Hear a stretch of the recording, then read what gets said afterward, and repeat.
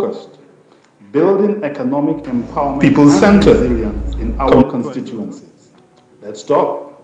Let us discuss Constituency Vibes with me, your host, Ricky Alexander, every Wednesday on Sky FM 93.1 from 8 p.m.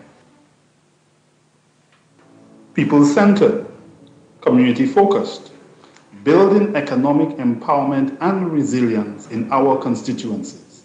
Let's talk. Let us discuss Constituency Vibes with me, your host, Ricky Alexander, every Wednesday on Sky FM 93.1 from 8 p.m. Good evening, viewers, and welcome to our program this evening, Constituency Vibes. I'm your host, Ricky Alexander. Of course, it is a joy and a pleasure to have you here with us this evening, as always. We start with our house cleaning rules, so we want to make sure that the program is a program that people understand that when you call the program, we want you to call in a certain manner that reflects care and decency, so that we can all share our views and sentiments in a particular manner.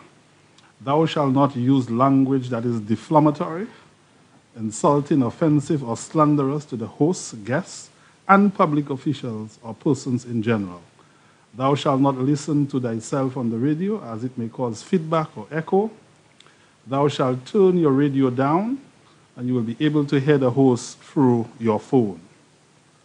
Thou shalt practice good etiquette and exercise in expressing your point of view. Thou shalt choose to identify the area that thou art calling from. Thou shalt respect the views of other callers without making insults or abuses with reference to previous callers, even though you may disagree with the caller's point of view. And thou shalt be gentle and civil at all times. So once again, listeners, St. Lucians at home and abroad, or people in the diaspora, welcome to Constituency Vibes. This is a program that focuses on this government's holistic approach to sustainable development in a people-centered manner to deliver progress and growth to the people at the various constituencies, constituency by constituency. The government's viewpoint and perspective on local development, economic development at the constituency level involves a process by which public, private, and non-state actors and partners work collectively to create better conditions for economic growth and employment generation. To pursue the purpose is to pursue and to build up economic capacity in the local area, to improve its economic future and the quality of life for all, to create an environment where jobs can be created, and to enhance the development and aesthetics of the local community. So this government is focused on the holistic, sustainable development in a people-centered way to build a new St. Lucia. This is done through a broad philosophy of planned strategic thinking that is designed to fight the wrongs that need resistance and to help the cause that needs assistance, the underlying and overarching philosophy of the United Workers' Party government. This government's development approach is visionary and forward-thinking, with its leadership of the Prime Minister, Honorable Alan Chastney, and his team of dedicated men and women, the Cabinet of Ministers, who view meaningful participatory development as a process of planned change and managed learning. That St. Lucians is a message of hope, a message of resilience, capacity building, and not handouts and dependency, as the government does not believe in giving a man a fish, but rather to teach them how to fish so that they will always have fish. Pain a panyo, that is the approach, giving you the fish so that, teaching you to fish rather. So this is a message of team unity, building capacity, working in the spirit of harmony, care, and respect for others. Our focus, as always, is on the development and transformation of this country throughout the length and breadth of our 238 square miles constituency by constituency. Our political landscape, listeners and viewers, seem to be characterized these days by the darkness of hatred, bitterness, and personal attacks. Dr. Martin Luther King Jr. reminds us that we must never succumb to the temptation of hate and bitterness, that darkness cannot drive out darkness. Only light can do that. Hate cannot drive out hate. Only love can do that. Hate is just as injurious to the hater as it is to be hated. And that the ultimate measure of this government is not where it stands in times of comfort and convenience, but where it stands in times of challenges and adversity. And in this time of COVID-19 challenges, Jah knows that this government has been working tirelessly to ensure that the interests of the people is at the forefront of bringing support, care, and relief to all St. Lucians, while at the same time staying focused on the development agenda as best as practicable. Clearly, we are speaking of a government that cares. Last night, Prime Minister Alan Shastney, in a unique national collaborative approach, addressed the nation along with the leader of the opposition and the social partners. It was a universal message of love, care, and hope. A message which clearly shares and articulates the government's philosophy based on the power of love versus the rhetoric from the other side, which is consumed by the love of power. It is important to note that love of power is essentially power without love, which usually can be reckless and abusive. The power of love and care reflects power that is best encompassed through love, which is focused on implementing the demands of care, hope, and justice. It is a message that continues to reflect hope and care in the efforts to bring about meaningful and equitable change, not in one single moment which started in June 2016, but in a calculated, focused, and proactive manner designed to build a new St. Lucia and to usher in better and just society. Many St. Lucians who listened to Prime Minister Shastney's address last night felt the broad, overarching message of care and hope of a government that works hard to address head-on the particular and unique challenges of COVID-19 amidst our many challenges of the socio-economic development imperatives of this country. We live in the times of unprecedented changes of the COVID-19 pandemic, which is long and challenging. However, let us take great courage that the honorable arc of collective leadership of Prime Minister Shastney is bent towards caring, equity, and hope. Tonight, we will be highlighting the government's holistic approach to implementation of its initiatives, programs, and policies. And my guest tonight, this evening, is Mrs. Nancy Charles, the Director of Implementation. We'll be talking about the government's implementation agenda and its COVID-19 response. Mrs. Charles, welcome to Constituency Vibes. Thank you very much, Ricky, for inviting me and for having me. And I have to say, wow, what a preamble. Thank you very much. We put things into perspective so that people understand what government is doing. And certainly we do. Right. And before we proceed, I just want to start off with a news release from the IDB to put it all into perspective, November 17, 2020. The Inter-American Development Bank, IDB, is devoted to improving lives. It was established in 1959. The IDB is the leading source of long-term financing for economic, social, and institutional development in Latin America and the Caribbean. The IDB also conducts cutting-edge research and provides policy advice, technical assistance, and training to public, the private sector clients throughout the region. Caribbean economies have been urged to invest in infrastructure to secure post-COVID growth. So the experts, the economists are saying this is the way to go. In the face of rising, and the report continues, in the face of rising COVID-19 cases, Caribbean economies need more aggressive financial actions to protect their productive assets and invest in ways to ensure more sustainable growth in the future, according to the new report by the Inter-American Development Bank. While fiscal space is constrained, as a nascent economic recovery emerges, urgent additional resources should be channeled to high productivity infrastructure products to further stimulate growth, the study notes. Okay? It comes at a time when COVID-19 cases are rising worldwide and in most Caribbean countries, negatively impacting on tourism just as it enters its peak season.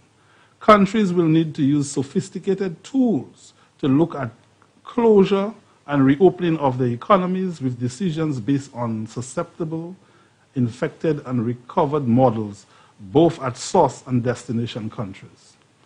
Looking ahead, Caribbean economies face a challenging peak tourism season with double-digit contractions, plus commodity stocks on non-tourist economies of Trinidad and Tobago, Guyana, through Suriname and Guyana as well.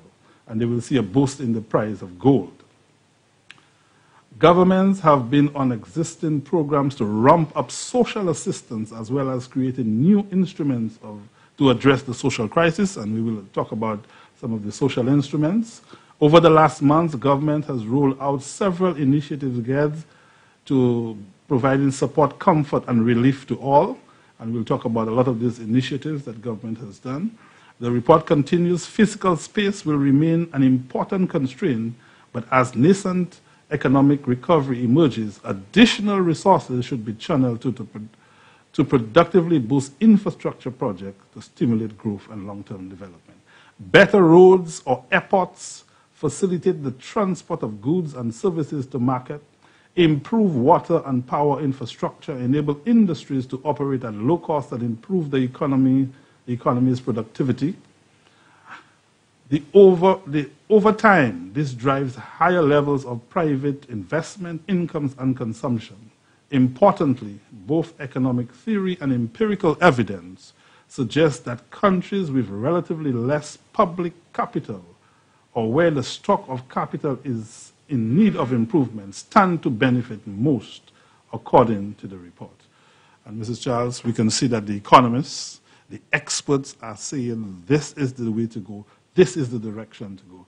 And I remember C.L.R. James in his book Beyond the Boundaries, when members opposite and people come with their doom and gloom and the naysayer, like we say in cricket, we just need to hit that over the boundary and hit that for 6. Well, actually, I was going to suggest that we hit that one for 6 and perhaps make a recommendation, Ricky, if you can post this article online and perhaps post it to the leader of the opposition and members of the opposition, because I'm listening to you reading this, and I'm not sure if the Honorable Prime Minister or even members of his cabinet were privy to that report and they read it, but this is the basic rationale of the Honorable Prime Minister from the onset in terms of COVID, indicating that whilst you would have to provide some sort of an assistance for perhaps your vulnerable groups, you cannot continue to provide that level of financial assistance until eternity or until post-COVID or until we adjust to the new normal. And so his rationale, in keeping with the report you just read, is that we need to ensure that instead of giving a man a fish that you spoke about, but we teach him how to fish. And so we ensure that those projects, prior to COVID, which were already approved, agreed upon, funding was already available for those projects, is to get those projects going as soon as possible to ensure that persons can remain gainfully employed, and so that the economic impact on those families, on those households, on those homes would not be so grievous as if persons were just at home and then you stall all the projects as per the suggestion by the opposition that you should not do any project, you should not continue anything, but just give people a handout. And this has not been the mantra of a United Workers' Party, whether it be the party itself or a United Workers' Party in government. The mantra and the mandate of the United Workers' Party in government has always been to empower people, to allow persons to create their own future, to give them opportunities for gainful employment so that these persons can now be in charge of their own destiny. And that is visionary. That is forward thinking. And you are the lady in charge of implementation. So take us through what is happening at your office, at your department in that regard. Well, Ricky, first of all, maybe what I would like to do tonight, and if you can see, I've worked with my documentation. I am following one of the politicians that I look up to a lot, Honorable Guy Joseph, that every time you speak, you see him with his papers, his books, his documentation to substantiate whatever he's speaking about. So perhaps what I wanted to do a little bit tonight to begin the program in terms of our infrastructure project and also the implementation of the government project is to take us back to the beginning as to why we have an implementation unit and where and we're at. And so sometime between 2017 to 2018, the CDB implemented a pilot project with St. Lucia. And the reason they implemented that pilot project is that they recognized over the years that countries continue to borrow funding for various projects, but they had a very low rate of implementation. And so when you come back to look for feedback on those projects, because there was no one or a department specific to ensuring the implementation of those projects, you find that the countries had a very low rate of implementation and they continued to borrow additional funds to complete the project, goes wayward, the projects are not implemented, etc. And so they implemented a pilot project and they contracted a company called Delivery Associates to come into the country. And Delivery Associates, their mandate was specific to looking at implementing key priority projects of the government.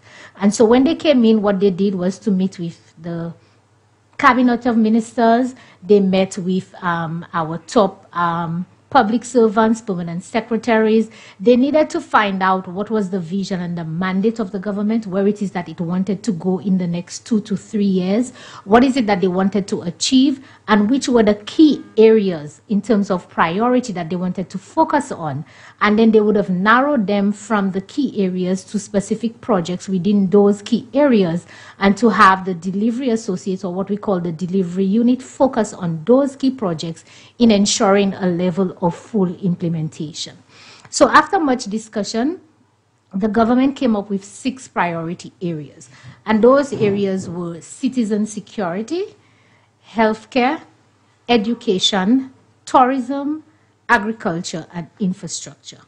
And so if I may, on each of those, yes, I would just expound a little bit what are some of the key areas on each of those priority areas that the government wanted to focus on. So on the citizen security, the key priorities were: 1, to reduce serious crime in St. Lucia and to reduce it by a certain percentage. 2, to reduce the backlog of cases at the criminal court, to reduce the backlog of cases in the forensic lab, and then to process parole applications. So we wanted to have a parole system.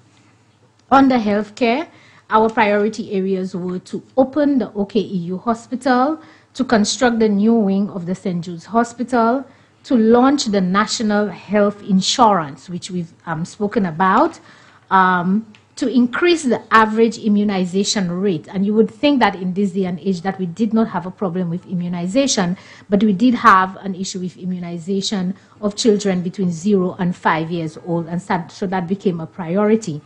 To reduce the percentage of diabetes patients with high fasting blood sugar, and to reduce the percentage of hypertension patients with high blood sugar in St. Lucia. You would recognize that these are key areas in terms of the diabetes. That is something that is crippling the healthcare system in St. Lucia. Absolutely. Very important, very necessary. On the education, our priority was to increase the number of students enrolled in the TVET program. And this is the way the world is going in terms of TVET, and ensuring that persons, you have a lot of skills training in addition to their tertiary level education.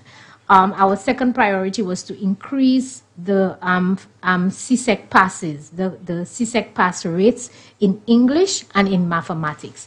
Continuously, St. Lucia and other Caribbean regions continue to perform low in those 2 subject areas.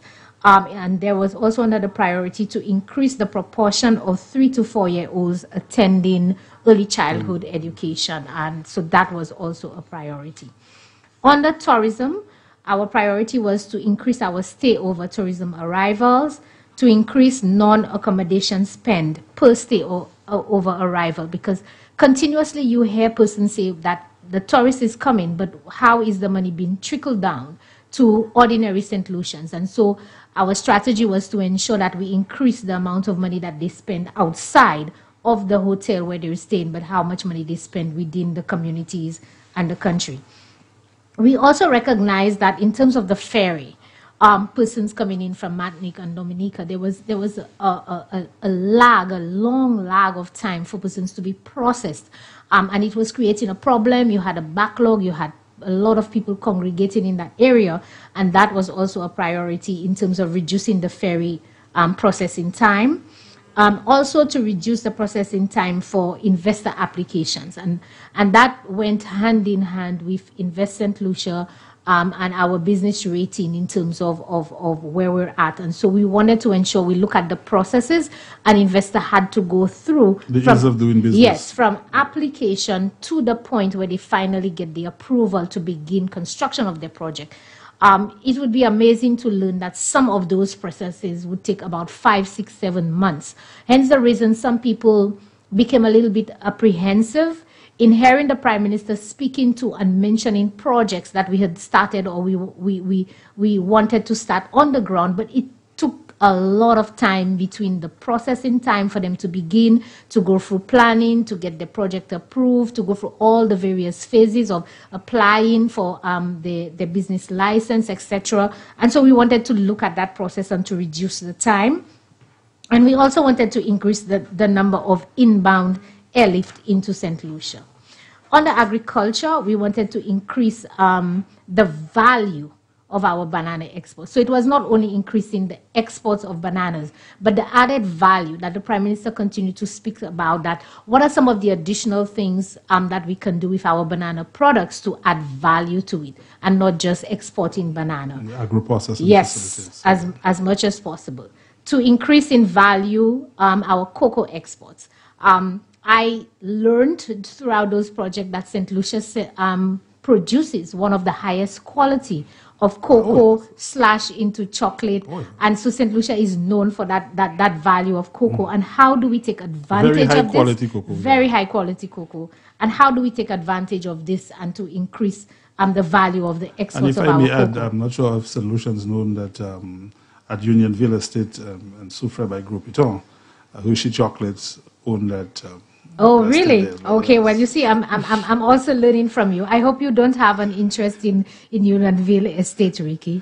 Oh, we have a lot of interest there. We have the Gropito here, trail there. We have a lot of things happening in that area. So there's a lot happening within the Soufre business. So there's a lot of interest. Yeah. And also under agriculture, Pridia larceny has been an issue for a number of years for farmers.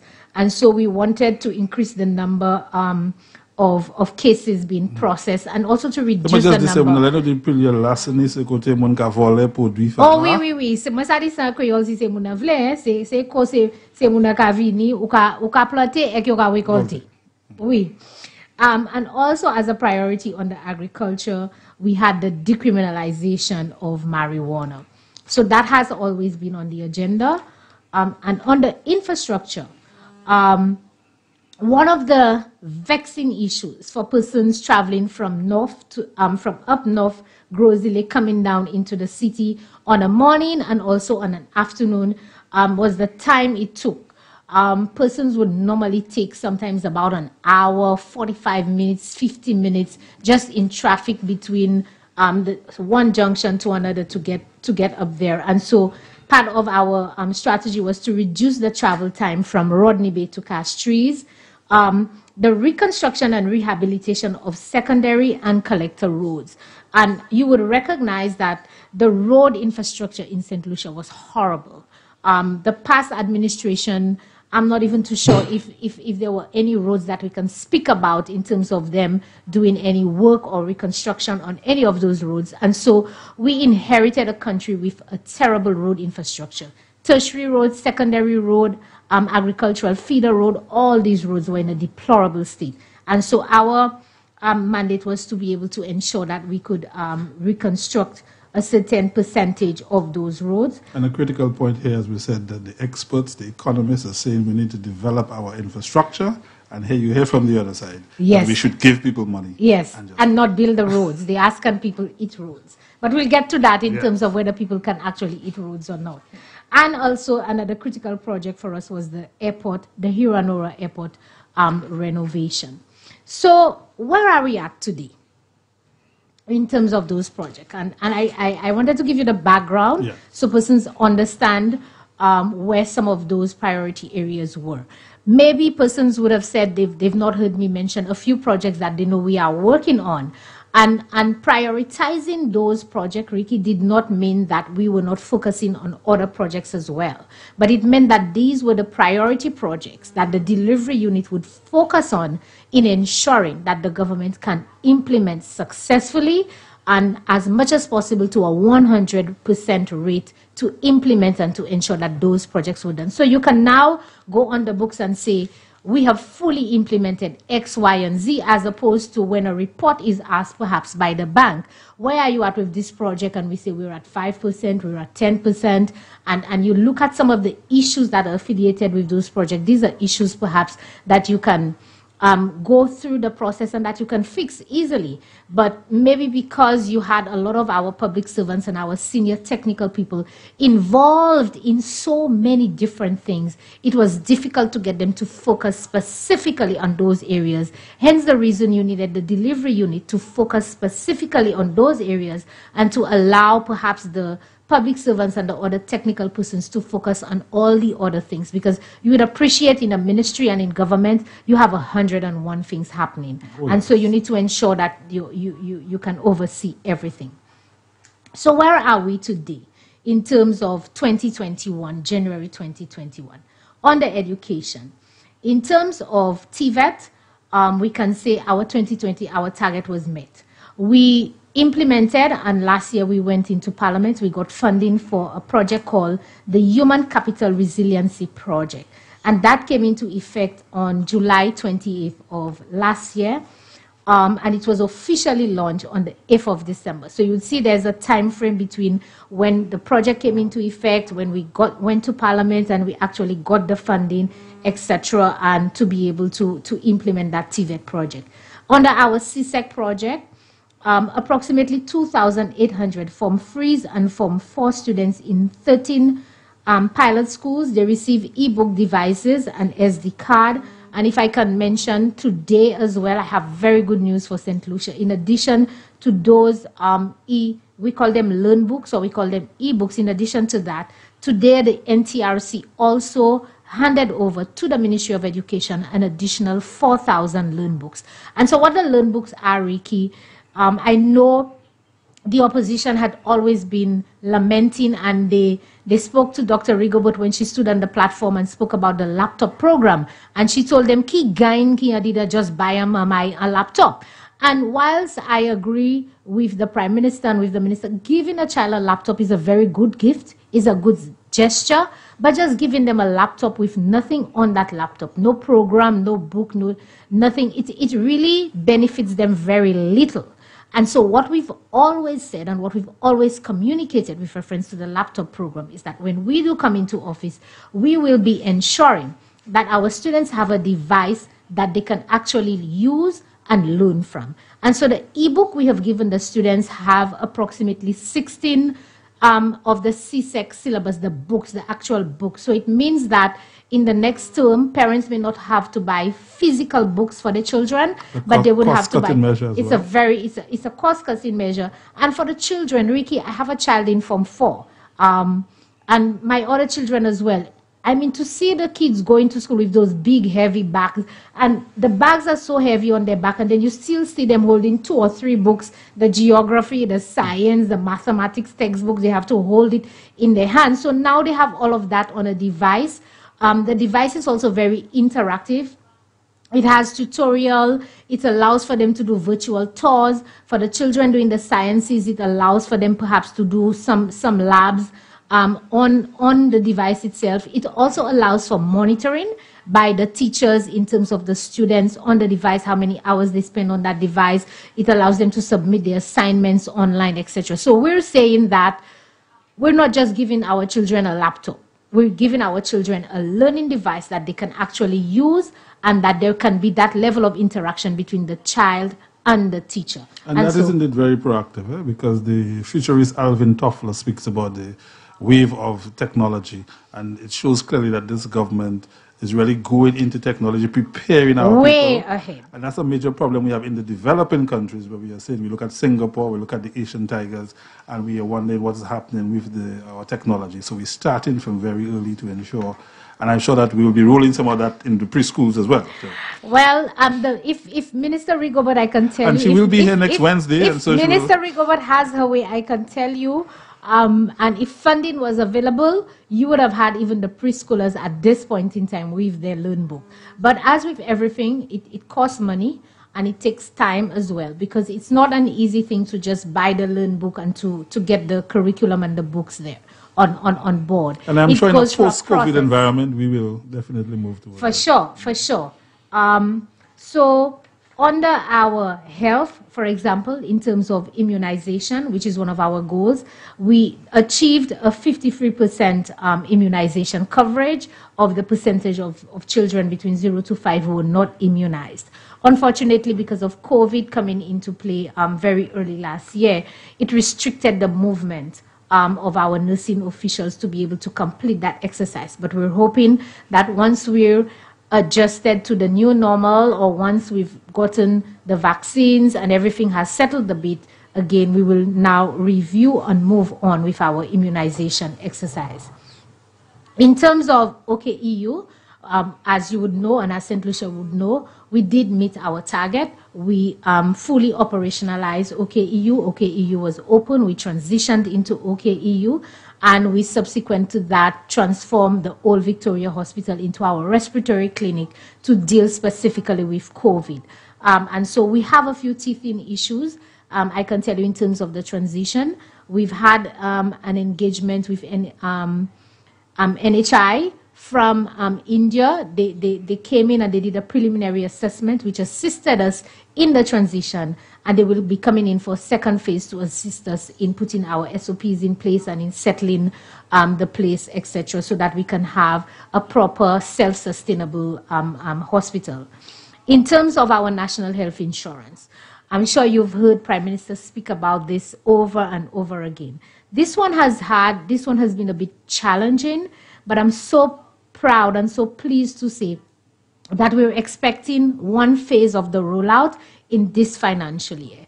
A lot of work had to be done by the ministry. We had a lot of assistance from the World Bank.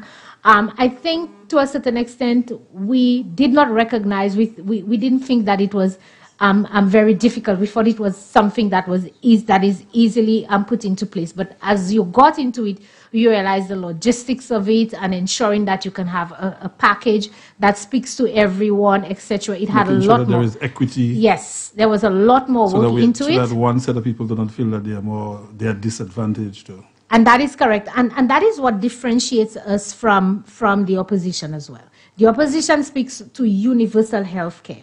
And if you look at universal healthcare and what it means, it just means that there's healthcare for everyone. But the question has always been asked, well, how do you fund that universal healthcare? Because technically, in St. Lucia, there is universal healthcare because people go to the hospital, they access services. To the best of my knowledge, people are not turned away from any of our two major hospitals because they don't have fund. There is an emergency, they come in, they are treated, and that is why you have a lot of challenges as well in terms of funding, because people access care, but at the end of the day, because financially maybe they are not able, you have a lot of outstanding bills at those hospitals. And that's why when we came into office, in fact, when we were in opposition, we came up with our 5 to stay alive. And one of those from our 5 to stay alive was to ensure that we would have written off the debt of persons who had outstanding hospital bills, both at VH and at St. Jude's Hospital. I'm very proud of this government that we were able to achieve that. We gave a lot of people a clean slate so that they could start afresh, especially persons with chronic illnesses who keep having to access the hospital services over and over again. We give them a clean slate so that they could access healthcare in St. Lucia. So this is something we're very proud of. But in terms of the NHI, as I said, the health insurance, we will be rolling out an aspect of it. Perhaps later during the year, in the first or the second quarter of the year, we'll give out a lot more information in terms of the specifics, and some of the persons would be able to access it in the initial stages, but we're getting there, St. Lucia. In terms of our infrastructure, Rodney Bay, I'm pretty sure the travel time from Rodney Bay to Castries, persons would remember when we instituted certain perhaps things in terms of the shortcuts where the drivers were passing and some of the bottlenecks that was impeding the travel time. A lot of people were inconvenienced. You remember some of the bus drivers were complaining because they wanted to take the shorter route. Development comes with a little price. We have to be patient and understand. But I'm very proud to say that the average time was reduced, and consistently we keep monitoring it because we're able to monitor. And approximately it's been reduced, not too much to what we want it to be, but hopefully, Ricky, if you've driven up north with the expansion of the road up towards the mall area, you would see that we're expanding the road into a 4-lane. Hopefully we would be instituting a roundabout, and that would certainly help as well because that area is also a bottleneck. So right now we're down to about 33 minutes, but I'm hoping once that construction of the expansion of the highway is completed, we could bring it down much, much, much lower. And in terms of our roads, as I said to you, I have this thick paper with the number of roads. I think it is, if I did a rough calculation. And our viewers will get to see. Oh, yes, a rough calculation in terms of the number of roads that we have. We have about 28 roads in one set and another 40-something roads in another set. So there's quite a lot of road rehabilitation happening in St. Lucia. And I know the opposition doesn't like this, but I can certainly tell you that the average St. Lucian who's been complaining for years about the road infrastructure, whether it be to their home, to their communities, or to work, they do appreciate the effort of the government in constructing those roads. Now, on a little sidebar, I also want to, in our language, big up the Prime Minister for his vision in terms of the funding for the road. So, if I give a little explanation, Prime Minister has always been an advocate in terms of new projects coming on stream and finding their own source of funding. And when we came into government looking at the funding that was available to us in terms of road infrastructure, it meant that there was just a small allocation of maybe about $3 or $4 million per year that you could allocate towards your reconstruction of road. And so the visionary leadership of the Prime Minister was, why don't we implement a road tax? And so that is where we had the road tax coming in. And to use the monies that you would be collecting from the road tax as an advance, so you use it as an advance with the bank to get a loan against that money. And so finance was able to calculate and say, on average, based on the fuel consumption, we were able to collect $20, $30 million a year from that road tax. And so we use that as a guarantee to go to the financial institutions to say, we are guaranteeing you that $1.50 from the road tax that we can collect X amount of money. Can you give us that money in advance to ensure that we can now embark on a total road reconstruction project? And had it not been for that type of leadership and visionary leadership of the Prime Minister, we probably would still be sitting with a small $2, $3, $4 million to construct road, which would just not even scratch the surface. And that's foresight, indeed. Definitely, definitely. And so St. Lucians, I want them to understand this is the reason we are able to go around the island, and as you drive around, you can see so many road reconstruction projects happening. It is because of that visionary leadership of the Prime Minister. On the citizen security, we proud to say that last year we conducted our first parole hearing. I know in terms of the news item, I'm not sure if it's 1 or 2 persons who were either convicted of murder, they had served their time, but when the parole board met, they felt that these people met the requirements and to try to help them reintegrate into society. And I think that is the mandate of the parole board, is that you have a lot of persons who have yes, they have committed a crime, but at the end of the day, they have gone for the prison system. They have some level of rehabilitation. Maybe they have not done their time in full, but their behavior and everything else speaks to somebody who may very well easily reintegrate into society. And so you do not want to keep persons like that behind bars. You want to ensure that they've made a mistake and give them another chance at life, give them another chance to go out there. Of course, for the victims of those crimes, it's not easy. And so you would understand perhaps the level of frustration and anger coming out of the families of those. But I think in the final analysis, St. Lucians would appreciate that we are on the right track when it comes to that. And in terms of the selectees, I leave that up to the parole board in terms of how they select it. But I think in principle, we're going in the right track. And there is precedent throughout the world. Oh, yes, there is. Oh, yes, there is.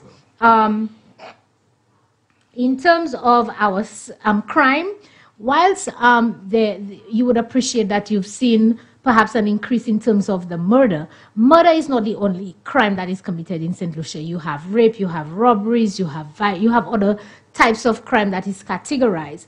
And so we're proud to say that we've also met our target and that we've reduced serious crimes by 18% from the levels of 2018 and 2019. And the forensic lab, which is something that we're really proud about, something that we boast about, we had a huge backlog at the forensic lab in terms of testing waiting. We met our target, and so we were able to reduce the backlog at the forensic lab by 89% in terms of testing required. Under agriculture, I think the Minister of Agriculture has explained, both in our agriculture export and also in our added value with agriculture, we were not able to meet that target as we wanted. We had a number of issues, especially with the Matnik shipment issues. There were a lot of little teething issues in terms of ensuring we get the right bunch size, the right quality, the size of the crate, etc., etc. But the market still remained because a lot of work was done in that regard in terms of the market. So the availability and the market remains. But the requirements that we need to meet in order to be able to ship to those markets have proven to be very challenging. And I'm sure persons see in the news as well, we've had a lot of other teething issues with NFTO and the banana farmers, etc. So we certainly need to try to get our act together in bringing everybody to the table to settle this issue, to see how we can do better in terms of increasing our export and also increasing the added value to our banana product. We also had another project called the 7 Crops Project, where we focus on 7 individual crops that we can produce locally. The intention was to focus on them, produce as much as possible to reduce the importation of those products. So a lot of times people go to the supermarket and they say, all that lettuce we're growing in St. Lucia, you're still importing lettuce. But the numbers from agriculture, and that was post-COVID as well, because based on the consumption from the hotels and from local consumption as well, it showed that we were not producing enough of some of those products, and it still meant that we had to import some of them. So the 7 Crops Project, which was funded by the Taiwanese government, focused on those 7 crops and tried as much as possible to ensure that we can produce a lot more, increase the percentage of our local production so that it will reduce the importation of those products. And I'm proud to say that we did meet our target with the importation of those crops. I think we reduced the importation of those crops by about 38%. And in terms of our cocoa exports, we exceeded our 2020 targets for exports of our cocoa. So I'm very proud to say persons perhaps who are looking for a little bit of a long-term crop, you have available land, etc., maybe they can reach out to the Ministry of Agriculture in terms of how do they participate in that cocoa project, because there is a huge demand, there still is a huge demand for the St. Lucian sweet, excellent quality cocoa. Indeed. And finally, under our tourism. Prior to COVID, we had announced that we had increased in every single area in terms of our tourism. We had increased in our stayover arrival, we had increased in our accommodation, we had increased in our airlift, we had even increased in our cruise ship arrivals, etc. But unfortunately, because of COVID, 2020 was not the best year for us, but I'm proud to say that we have rebounded because of the visionary leadership of Prime Minister Chasney and his cabinet, and also the team put in place. We are doing everything we can as much as possible to ensure that the tourism sector remains viable, and at the end of the day, we can continue to boast of a good tourism project. So I just wanted to start off, Ricky, perhaps on that foot, to let St. Lucians know where we are, that your government is working, our projects are going through, we've had successful rates in the implementation of those projects, and we will continue to, as much as possible, ensure that we continue to implement and fully be successful in those projects. Listeners and viewers, you're on to Constituency Vibes, 93.1 FM. My guest tonight, Mrs. Nancy Charles, Director of Implementation of Government Projects and Initiatives. And we are here on this program, Constituency Vibes, to bring you the information, to let you know what is happening on constituency by constituency. The government is working in your interest and in a holistic manner to build and create a new St. Lucia, a St. Lucia based on equity, based on giving people opportunities, teaching people how to fish so that they will be able to fend for themselves. That is the approach, that is the philosophy, that is the thinking of the United Workers' Party. Of course, we are in an environment, in a COVID environment, and the COVID environment has led to serious economic challenges. And you can see that the government, despite those challenges, the government is working very, very, very hard indeed to ensure that St. Lucians can see that things get better for them under these opportunities. And in that regard, Mrs. Charles, clearly some of the social initiatives, I want you to touch on some of the social initiatives. As a matter of fact, somebody was saying that when they saw the Prime Minister's address, you know, they had forgotten all of the things that had happened. The 1005 from the NIC, and you can touch on some of those initiatives there, and then they realize how much the government has happened. So I think I saw that post, and it was very interesting as well. And I'm very pleased to say that Prime Minister, in his address last evening, he did a wonderful job in reminding St. Lucians of how proactive his government had been. I can tell you, I'm being in the office of the Prime Minister from December of 2019, around November, December, when there was the first outbreak, and it was recognized that this was going to be a pandemic. Prime Minister Chasney was already proactive, and we started planning. He started putting things in place and started thinking, if this is going to be a pandemic, this would be the potential implications, etc. And so that's why it meant that very early in 2020, we were able to act, we were able to put things in place. And somebody reminded us that what we did during the lockdown in April was to prevent an early wave, because we recognized that whilst we had put a lot of things in place, we still were not at the point where we were ready to have our healthcare system being impacted by this, and so we had the shutdown. And during that time, that was one of the first things that came from the Honorable Prime Minister. He said, if we are going to shut down, we need to care for our most vulnerable, especially because you recognize that persons, there was not a lot of notice given, and mainly because of what we see happening in other countries, and even what we saw happening here in St. Lucia, that level of panic buying where people felt they had to rush to the supermarket. I don't know if you remember the joke, yes, Ricky, where the supermarkets were totally out of toilet paper. And it wasn't only here. And I mean, I saw so many videos of persons overseas fighting over toilet paper, etc. So that was a big joke coming out of the COVID. But really, seriously, we had to ensure that we could take care of people. And so putting together those care packages and being one of the persons on the front line at NEMO in trying to package those things, by the first and the second day, once we started distributing for the communities and the calls started to come out, you recognize that persons were in dire need. You recognize that you had a lot of vulnerable people out there. And the Prime Minister called and said, I know we said we were going to do 10,000 packages, but can we do a few more? Because we're still getting a lot of persons who still are in need and persons who are still calling. And so I don't think we only delivered 10,000, we delivered a lot more. And you also had parliamentarians who from their own pocket went in their constituencies and they also did their own care packages. And coming out of those care packages, we recognized that once we had given away those packages, and we had reopened, you still had a lot of persons because of COVID and because of the various sectors of the economy that was closed, those persons were not able to go out, they were not able to earn a living.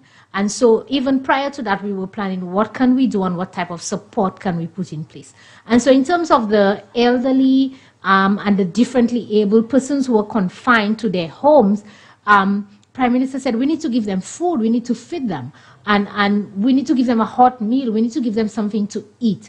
And so I'm very grateful for the SLHTA who stepped up and said, listen, our hotels are closed, but our kitchen is open. We have all the equipment there, we have all the infrastructure for mass production, and so we are willing to help. And so the SLHTA came on board, and we met with some of the farmers, we met with the Agriculture Association. Oh God, I just forgot the name. But we met with them. Marketing board, sorry. We met with them and to ensure that we got a steady supply of locally produced food, because we did not want to give people imported food either. Because that would boost the economy as well. For sure that would boost the economy, but we recognize a lot of the farmers were producing, and it's one thing that is very interesting, Ricky. I may do a little sidebar on it in terms of the production of farmers and how it relates to agriculture. I have listened clearly over the years to Minister Ezekiel Joseph, and persons have criticized, indicating that we need to produce more, we need to produce more. But COVID re-emphasized the message that the Minister of Agriculture has always said, that if all our farmers produce to capacity, local consumption outside of the hotel, local consumption will not be able to consume all what the farmers are producing. And that is a fact. And so we certainly need the tourism sector to be able to consume to ensure that our farmers can produce to capacity. And during COVID, we saw that once the hotels were closed and you had only the local market consuming the goods that were produced, you had a glut. You had a lot of food, perishables that were just there. Farmers were producing, it was on the farm, they couldn't harvest, they had no market to sell, etc. And so providing that hot meal eventually provided a steady market for them to be able to supply to the marketing board, and the SLHTA had access to those foods to be able to provide those hot meals. Reinforcing the linkages within agriculture as well. That is correct. And then coming out of the hot meal, we recognize, we started by giving them at least 3 meals a day. In terms of going around the island, ensuring you had sufficient vehicle, manpower, we worked with the town and village council. It was proven to be a stretch on the resources of those various constituencies. And so we put together another package where we decided, why don't we now give them the food? We give them a protein as well. And so those persons would now be able to prepare their own meals to their own liking, and perhaps for their own needs as well, because you have people with different dietary needs. And so we worked again with the marketing board, and we delivered, I think in total, maybe over the course of a 3-month period, almost about 12,000 food boxes to people. And so the food boxes contained fruits, fresh fruits and vegetables that was available. It contained ground provisions. And it also contained eggs at times. We gave seasoning peppers and these little things that were being produced. And it also contained a protein. So on a weekly basis, we would give fish only. And the following week, we would only give chicken. And so you had that type of a rotation happening. St. Lucians were very appreciative of it, I have to tell you. And when we do things like that, it's amazing, Ricky, to see the emotion of the Prime Minister when we do things like that. He's somebody who always cares and always look for the downtrodden and the vulnerable. So when we were able to execute successfully those programs, I think he was very proud of the team in being able to execute those programs. So let me just say, when you speak about the emotion, the compassion of the Prime Minister, I think this is, as you say, very commendable. That is his nature, the kind of person. I think St. Lucians, that's part of our nature of who we are, caring and compassionate people. But on the other side, those from the other side want to use that and to ridicule and to do that kind of negative thing. And so I think St. Lucians are understanding, they are compassionate, they understand that, and they can tell the difference between that kind of positive, caring attitude. And I think the genuineness of it as well. St. Lucians see that the Prime Minister is genuine. And so at the end of the day, I think a lot of St. Lucians appreciate it, and that's why you have St. Lucians love the Prime Minister so much, because they love his leadership skill, but they love the fact that he's also so down to earth, that he understands what is happening on the ground, and that he always try to ensure that there's never a time that the Prime Minister visits either an institution, and I'll just give you a typical example. Prime Minister started a series of tours a couple of weeks ago in terms of going out to the various institutions in terms of COVID to see the impact of COVID on some of the health sector. And he visited the Leclerc Health Center, for example. By the time he got there, he met with the staff and they started sharing some of the issues and their concern. He recognized that ventilation, I don't think they have AC, and there was a need for funds. I mean, in 2 tours, I think the Prime Minister called Minister King, and even from his own pocket, and they were able to put money together, and they purchased funds, standing funds to give to the staff. So that's the kind of Prime Minister that you have. Somebody who goes around, he sees a need. I'm not too sure how his wife is able to cope with him using his personal, but he will use his personal funds and purchase the item, and he will deal with it later. And that is the kind of leadership that you want as well. And let me add, the Prime Minister likes his local fruits, whether it's guava, whether it's local bread, and tomato, and then, and it's sad that, that the people, the other side making an issue out of all of those things.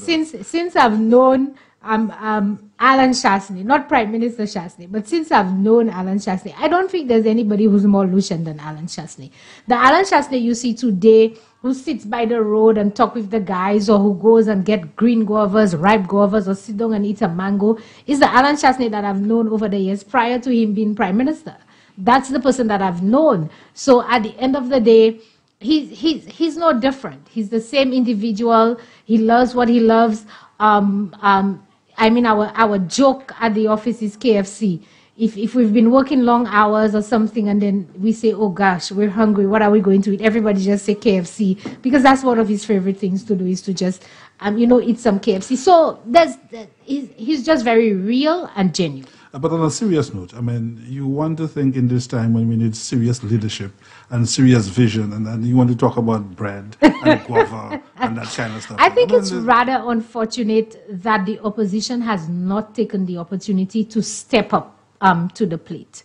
And it's not that I'm giving advice to the opposition, because I'm a staunch member and supporter of the United Workers' Party, but I think St. Lucians expect a bit more from the opposition and also from the leader of the opposition. So if you have an opportunity as the leader of an opposition to address a gathering of your members, I don't know that you want to start and you want to speak to them about whether you're not eating guava or whether you're not going and shop in the supermarket, and things like that.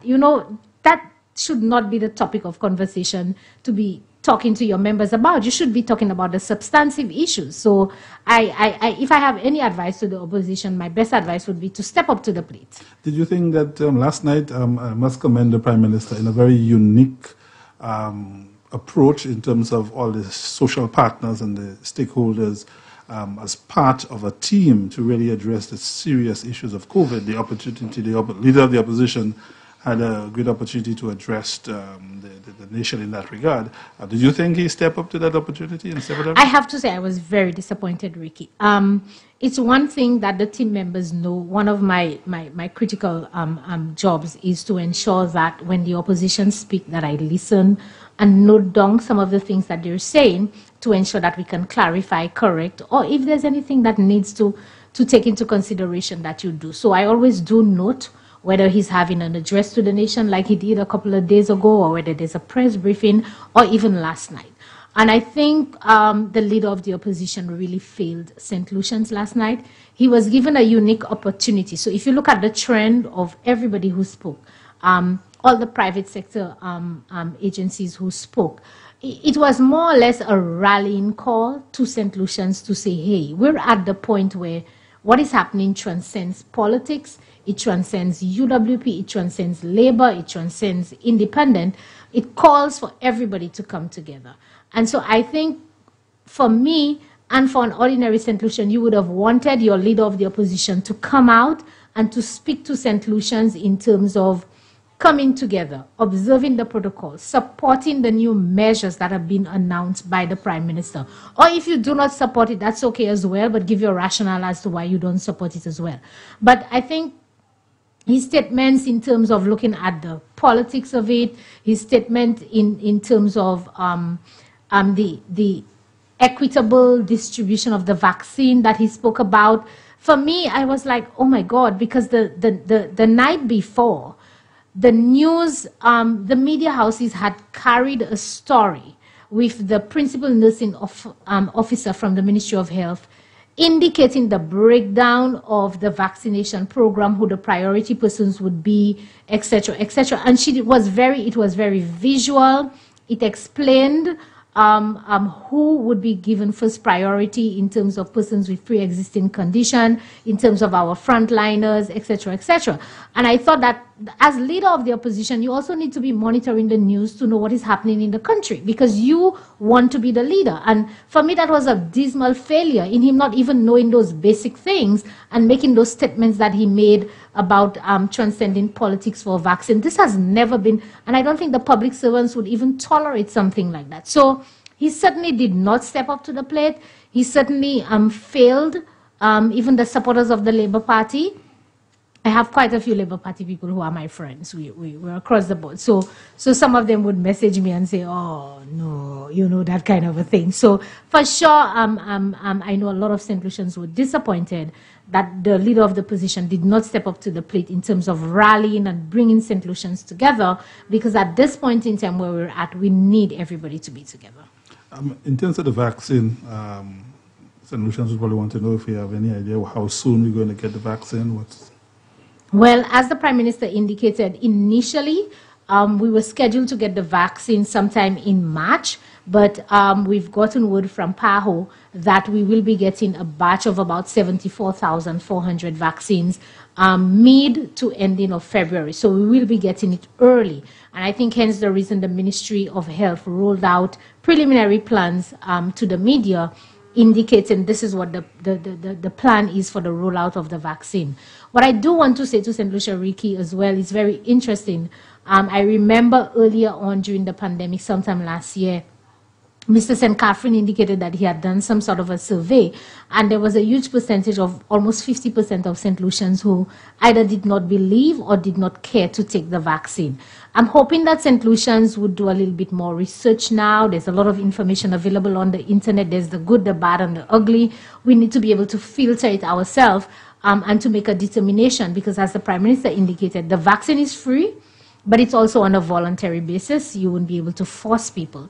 But I think St. Lucians, what I would appeal to St. Lucians is that in terms of whether you decide to take the vaccine or not, think not only of yourself, but perhaps think of your family, think of your parents, your grandparents, think of St. Lucia in total, and when you're making that decision. So get the information, but also ensure that it's not only about you or me, but it's about your co-workers, it's about your colleagues, it's about your family members, it's about St. Lucia in general, and before you make the decision whether you choose to take the vaccine or not. And person have asked me, will you take the vaccine? I would like to be the first person on the line to take the vaccine, Ricky. I can certainly tell you that. However, I am not part of the priority. I'm not part of the first batch. I do not feel in any of those categories, so I may have to wait my turn, but I would like to encourage St. Lucians as much as possible to take the vaccine once it becomes available.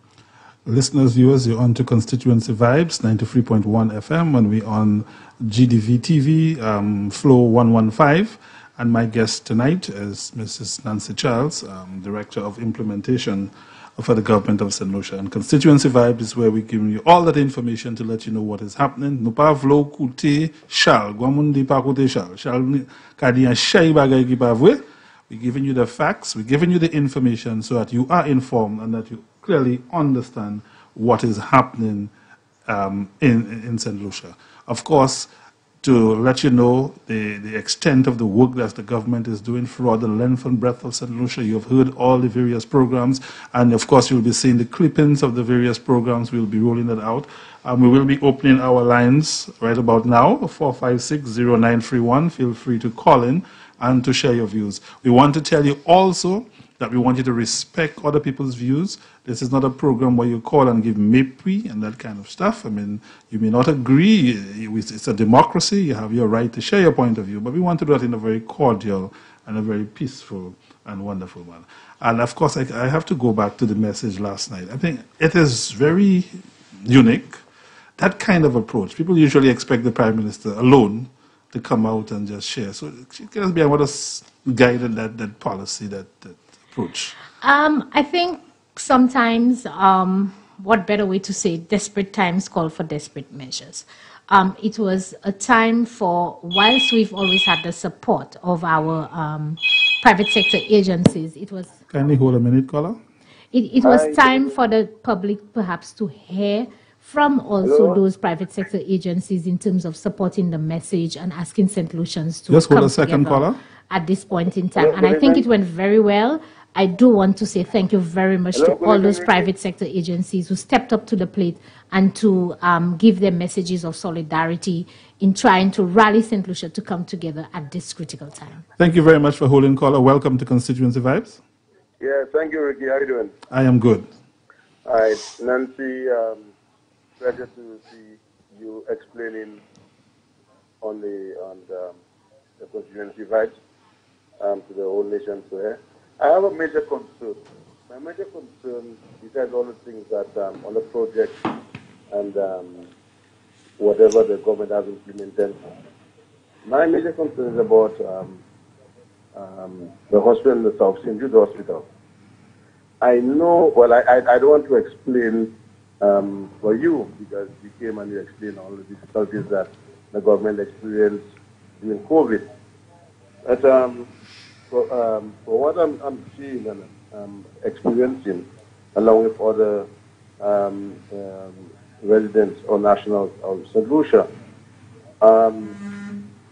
the COVID situation has created some difficulty for the government to really establish more with St. Jude's.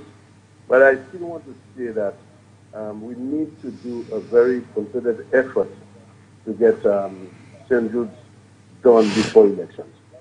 And I'm saying this because I'm somebody from the South, and I know what the echo of the people from the South is. I mean, St. Jude's is very dear to these people. And we have the Schwarzer, the Soufre, seats that, these people voted UWP, and they're looking towards the completion of the St. Jude Hospital.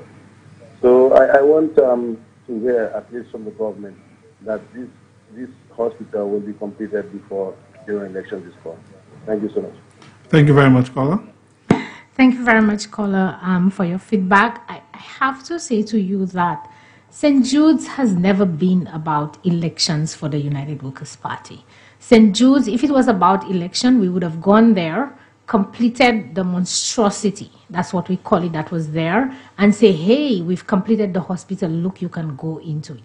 St. Jude's for us has always been about the people of St. Lucia, especially the people in the South. The Prime Minister has indicated continuously that he believes that the people in the South deserve better and we deserve the best. And it's always about the health care of the people in the South.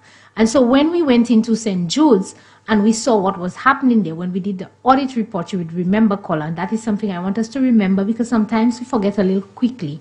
We showed you the pictures. We had the media houses coming in there. We showed you what was happening and what it is that they called a project. We also spoke to the audit report that we did in terms of St. Jude's, looking at the various aspects of the hospital, and it really was not fit for it to be a hospital. And so the government deliberated. You had to make either a political decision or you had to make a decision in the best interest of the people of St. Lucia. And I'm proud to say that perhaps we will get criticized for it, but I'm proud to say that as an administration, we made a decision in the best interest of the people of St. Lucia. And we said, this cannot pass. We cannot approve or agree to this type of structure. It will not give you international health care. It will not pass any of the standards, and we cannot give this to the people of the South just to say we give them a hospital. So, Carla, I can assure you that when the hospital is completed, it will be a hospital worthy of international standard. It will be a hospital that people of St. Lucia, especially in the South, will be proud of, and it will be a hospital that will be providing affordable, quality health care as per the vision of the United Workers' Party. And let me just add that the government recognized that the wealth of a nation is the health of a nation. So we must do it right, and we must definitely do it properly. I think so, because what we recognize as well, Ricky, is that administration prior to the Labour Party, there was a UWP administration, and the plans for that for the hospital under the Stephenson King administration was never to reconstruct the entire hospital. It was to reconstruct the wing of the hospital that was damaged and other aspects of that hospital that was damaged. And so when the Labour Party came into office in 2011, they found an 80% facility in terms of that wing. It was the Labour Party administration who decided that they didn't want to give, quote unquote, that wing and keep the existing structure. And so they decided they wanted to give the South a bigger, better facility. But unfortunately, they didn't have the wherewithal. Maybe if they had a delivery unit, Ricky, who was specific to this project, they would have had more oversight of that project and ensuring that the millions of dollars, the hundreds of millions of dollars that was spent on that project was being spent to good use, and we would not have had such a wastage from the Labour Party. But when we came into office, we just could not, in all good conscience, continue with the project as is. And I'll give you a typical example. There was this unit that was set aside for the dialysis unit, for example. And we said, okay, well, why don't we move into that unit and remove dialysis from the stadium? But when we looked at the structural integrity of the dialysis unit, that building, the entire thing was cracked.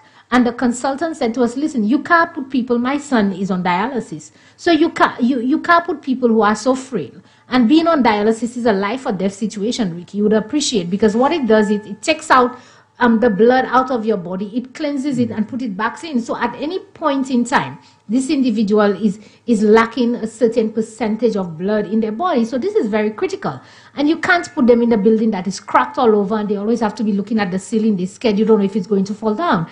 And so the recommendation was to break down the building and to build a new building. So there were a lot of issues with St. Jude's. We continue to articulate that to the St. Lucian public, and we want them to appreciate that the decisions we were making was in the best interest of the health care of St. Lucia. Oh, yes. Viewers and listeners, you're on to Constituency Vibes. The number to call is 456-0931. My guest this evening, Mrs. Nancy Charles, Director of Implementation for the government. And this is where the program, we bring you and inform you what is happening on Constituency Vibes in that regard. So feel free to call in and to share your views. And as we say, let us do this with care and respect for others as we call and share our viewpoints. Yes, so Nancy, we were saying that the government is working throughout the length of breadth of St. Lucia. People can see the quality of work. And I think there's a particular emphasis on the quality of work. And while we're talking about implementation, the United Workers' Party government, led by the Honorable Alan Shasley, in its visionary approach, its commitment and its dedication, to me in the past, 20 years or ago, in a term, if one road or two, little things were done, that was it. I mean, you look at Sufra, I mean, the extent of work, I mean, taking it to that kind of level of implementation, of care, of concern, of developing St. Lucia, to the point that people, even recognize the place. I mean, have a lot of people, when they visit Sufra, I mean, I have a friend of mine who is from the other side, and he tells me that, and of course, he's an older person, lives in the States, and he says, look, he says, Ricky, look, He came for Christmas year before. And he said, look, I have been there in the struggle, and all I wanted to see was an improvement and a difference in my country. I was on the other side, and I was working hard to push for that to happen. And he's amazed at what he's seeing under the United Workers' Party government.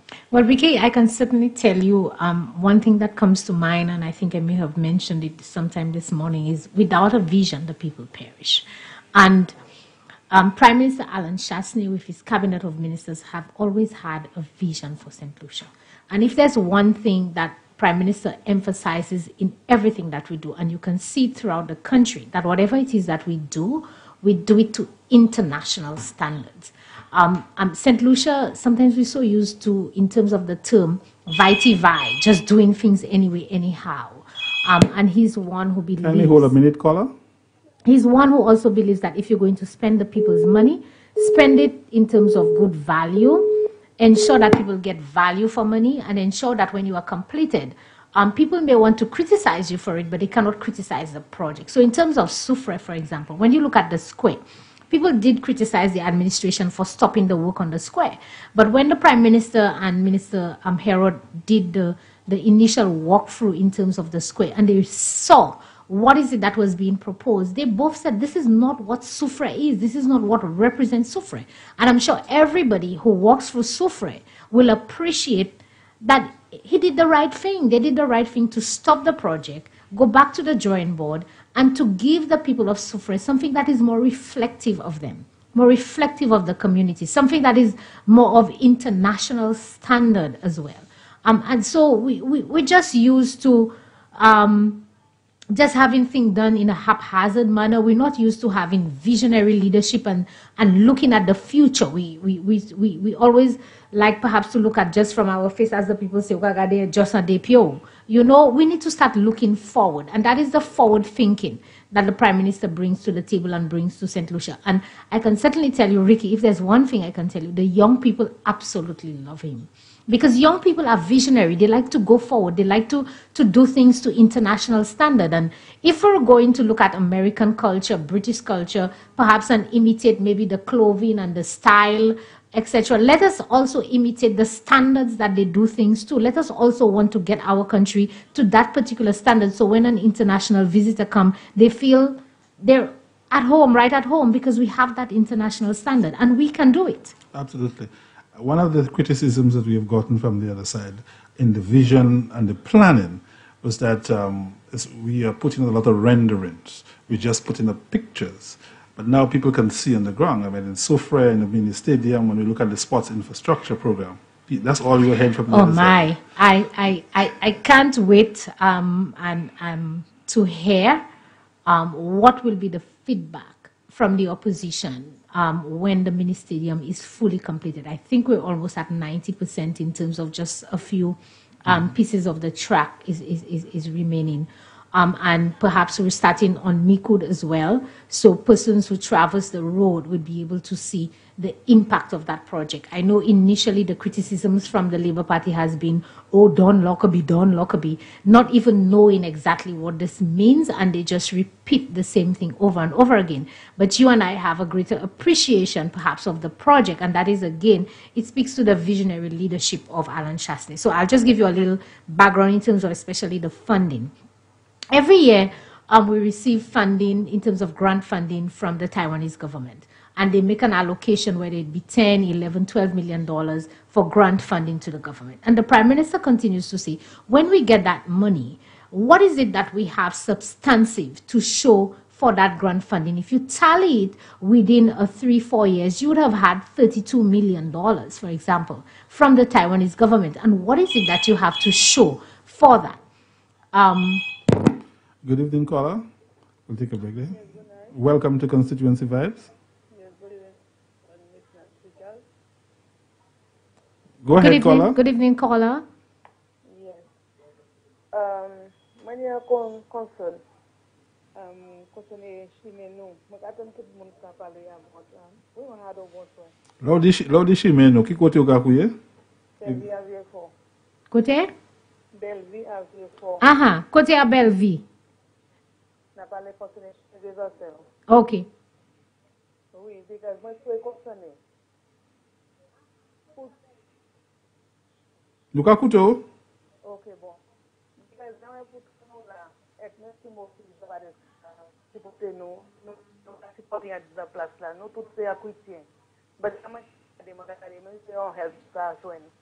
Parce que nous pas la chimé agricole. So much can I see pas when help because really bad. Machine because you can complain chimé pas but you just can faire it for us no. Which no can appreciate. So since I when I'm ready,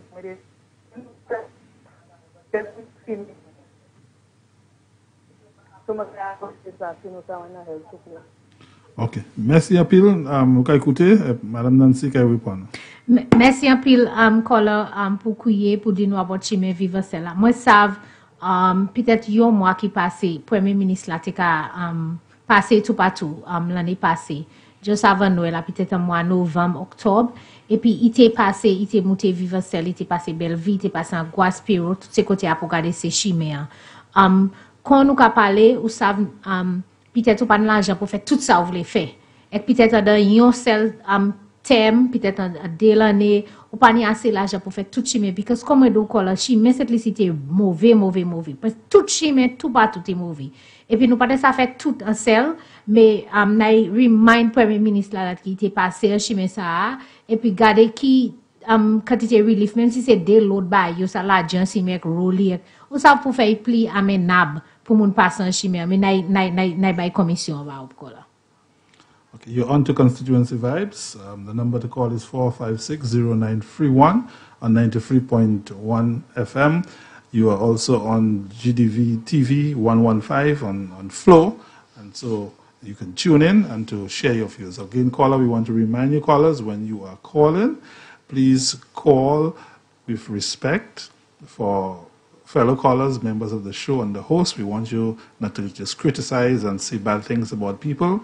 You may disagree, but feel free to disagree, but without any insults or anything of that sort.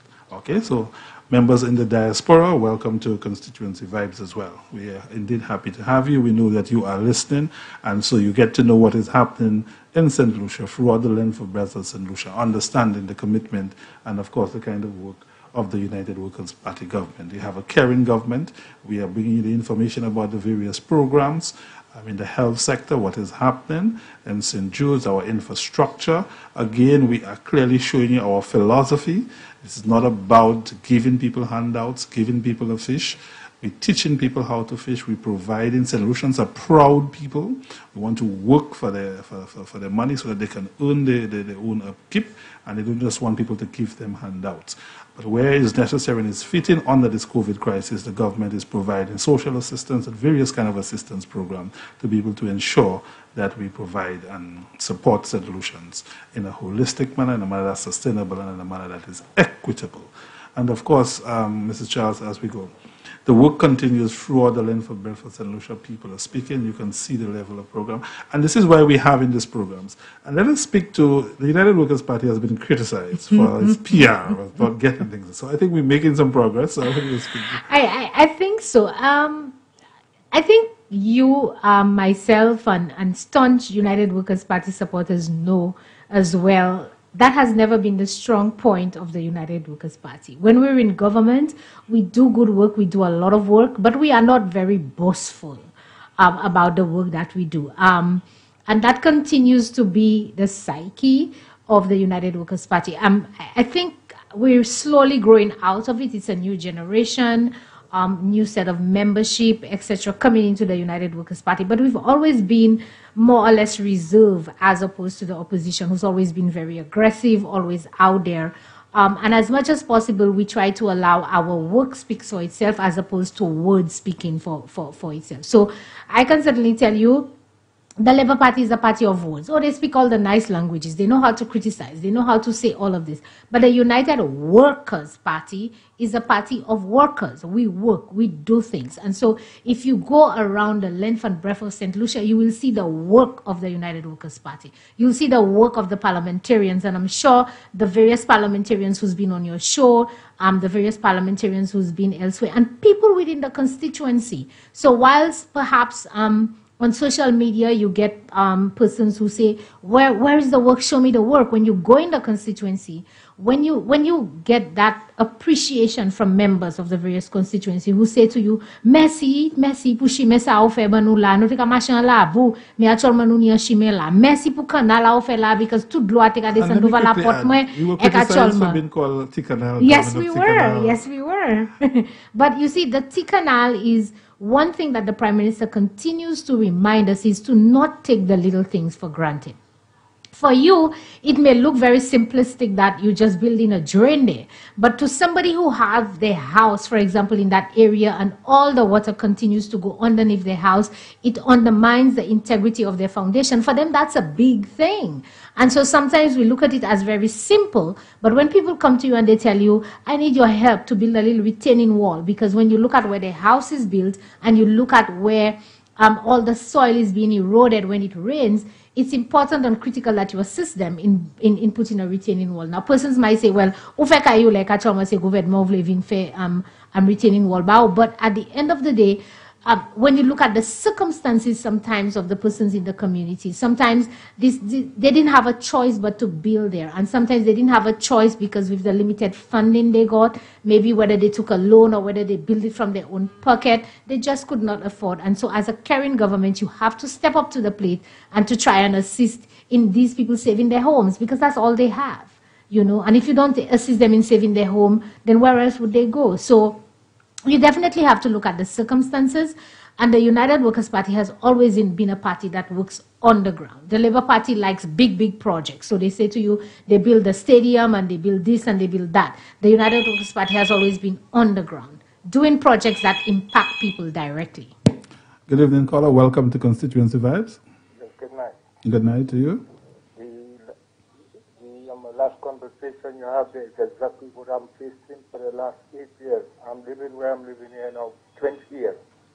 But my neighbors who are Labour Party people, from the time they came in here, they make life real miserable for me. Exactly what was the conversation you had there is what I'm going through. The bottom floor of my house is rotten because the water of the community above me coming right in my front door. I'm going to court.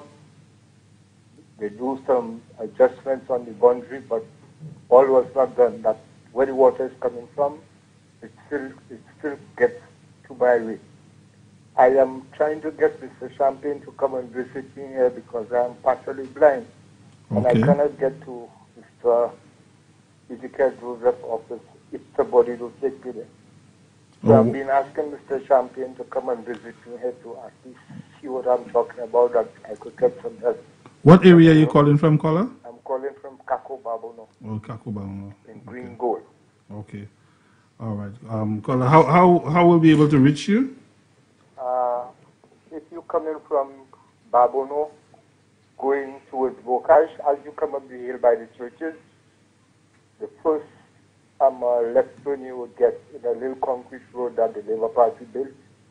And like saying that, I could tell you if you see how that is built, because all the water from above me, they have two gutters on the inside of the road, and one, no water doesn't go in it. The water is coming from at the back of the buildings and it's coming down straight at it. Okay. So the gutter they built is grass and bush that growing in it. No boy. Okay.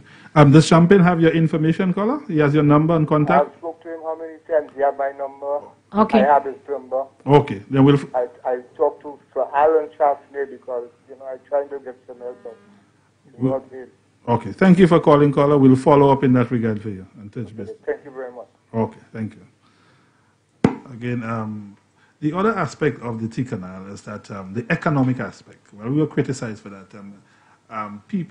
Small people are able to get, to be able to have an economic benefit from that. I mean, we grow local contractors. Speak to them. I know that we've been criticized in the past in terms of contracts and people who, quote unquote, has no experience in construction, in being contractors. But as you rightly said, what you would appreciate is you've had a lot of persons who have become unemployed, perhaps as a result of the declining the banana industry, perhaps a little bit of a decline in construction, and persons are looking for alternative means of employment. Obviously, on the Labour Party, you just go out and you give people handouts, etc. But that's not the mantra. And so we're saying that we know we recognize that you would need the help, but we don't believe in just giving you the money. And so we identify what some of the needs are in the community.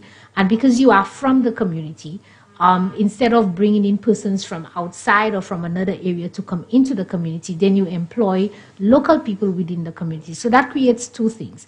It creates a level of ownership of the community in terms of the project, whether it be a drain, whether it be refurbishment of a school, whatever the project, it creates that level of ownership in the community. So persons have a greater appreciation for that particular project, and it also assists in building capacity. So you are retooling people, or you are repurposing perhaps their capacity in ensuring at the end of the day that they can earn a living, because Ricky, you would appreciate everybody in St. Lucia needs to earn. Welcome, caller. Welcome to Constituency Vibes. Good night. Hello, good evening, Ricky. Good evening. How are you, sir? Good evening, madam. Good evening. Good evening. Welcome, and it's nice to have you. First, let me say,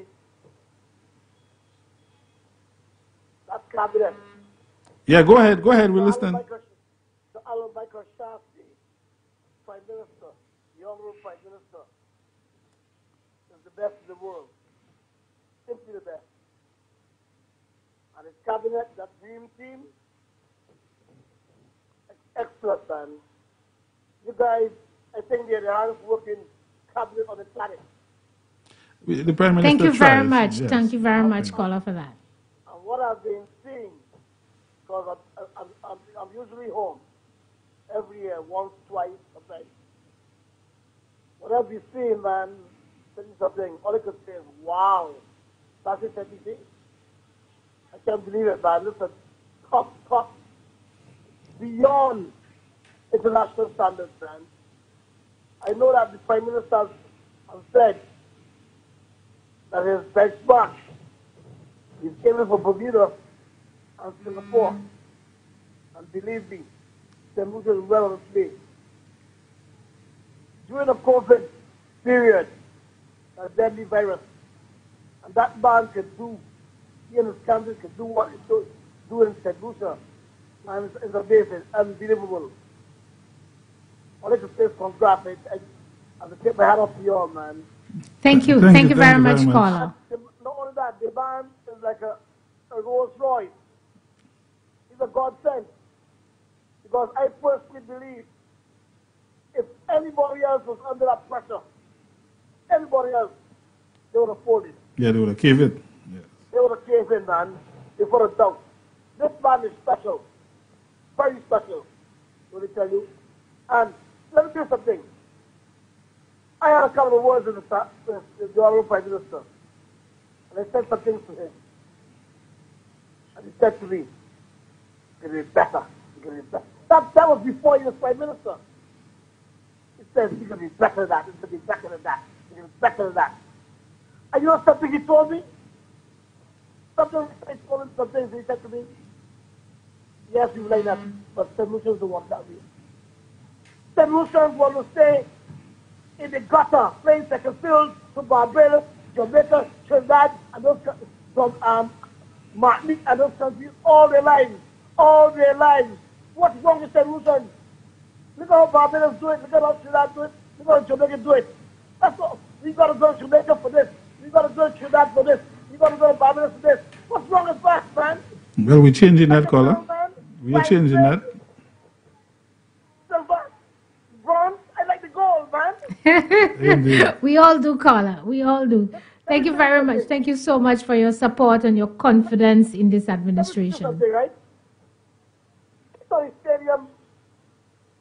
I was down there 1 year for the training of the soil for the terminal. I met this guy. This guy, he took me for a drive. To look at the racetrack. And I said to myself, while I was driving behind him, I said, hey, that man, if you want to take me and rob me. But I was really braced for anything to happen. He took me halfway up the hill to look down at the racetrack. Halfway up. And let me tell you something. It's a beauty. Beauty, man. Beautiful, man. Serious. It's simply the best, man. Barbados has a racetrack for over 109 years, 110 years now. Still that has two racetracks. I mean, Martinique and those places have racetracks. None of them are international standards. None of them are international standards. Bigger, brighter, better, Colin. International standards in the only international racetrack in the Caribbean. And in case the Lucia don't know, horse racing is one of the oldest sports on the planet. Okay? And that brings in development. People come from all over the world, even from on the moon and all, if you want to go further. This band has the aim, this band has the goal that we are playing second fiddle. We no longer play second fiddle. So nobody else. We're going for the goal. We're going for the goal. So I tell you, he sets very high standards. I love this man. I love this man, man. Trying on this nonsense about Barbados. When you go to buy a school, you're going to go through that. You go to do sick, you're going to go to Botany. Not going to come. Not going to be taking it fast, man. I'm taking it fast. And we're working towards that, Colin. That come away. Nonsense is taking it fast. That Kenyan thing, them got to go. They need a 17 knot. A 17 love. I'm telling you, nonsense, man. Alan Shaw says, man, could you imagine giving that man 5 years, another 5 years or 10 years? We're going to pass, but you know, we're going to pass Singapore. Well, it's because, and only that, let me say another thing. This man is loved and respected all over the world. He's a respected man. When you see the first world country respect you after your job is done. If you see they're against you and you're in the black book, stop your fight. The SLP is in the black book of the first world countries. In case you don't know it is a joke, the SLP is in the black book of the first world countries. And when you give a one of them, and you mess up with one, they all turn against you. Especially England and America. When England tells America jump, America acts how high. When America tells England jump, vice versa. All right. Okay. Have a good night. Thank you very much. Thank you very much, caller. And Ricky, if I may, I also want to remind St. Lucia, he touched on a very sensitive issue in terms of the racetrack. And that, again, is the vision. When Prime Minister Alan Chasney spoke to... Kindly hold a minute, caller. Spoke to what it is we wanted to accomplish in the South. And I clearly remember my good friend, my very good friend, Alva Baptiste, who indicated that not one block would be laid in the South because that was a pipe dream. Unfortunately, because of COVID, you've had everything as a standstill. But you recognize that whatever it is we say that we will do, we do. And so we were able to successfully have the racetrack. And if you pass through both Edgewain and Viewport, you would see the racetrack. We had our first race in December of 2019. Very successful, huge turnout. And these are the things that they say would never happen, but it did happen. And I want to remind St. Lucia, it's a proud accomplishment for us. Unfortunately, due to COVID, you've had a standstill, not only in St. Lucia, but everywhere in terms of racing and some of the activities that you can have that indicates that you can have social gatherings. So we've had certain restrictions on those, but I can certainly tell you that even if you remember, Ricky, we had something for independence in 2020, and then going into the pandemic, we were trying to do something for March, and then we now had to close down.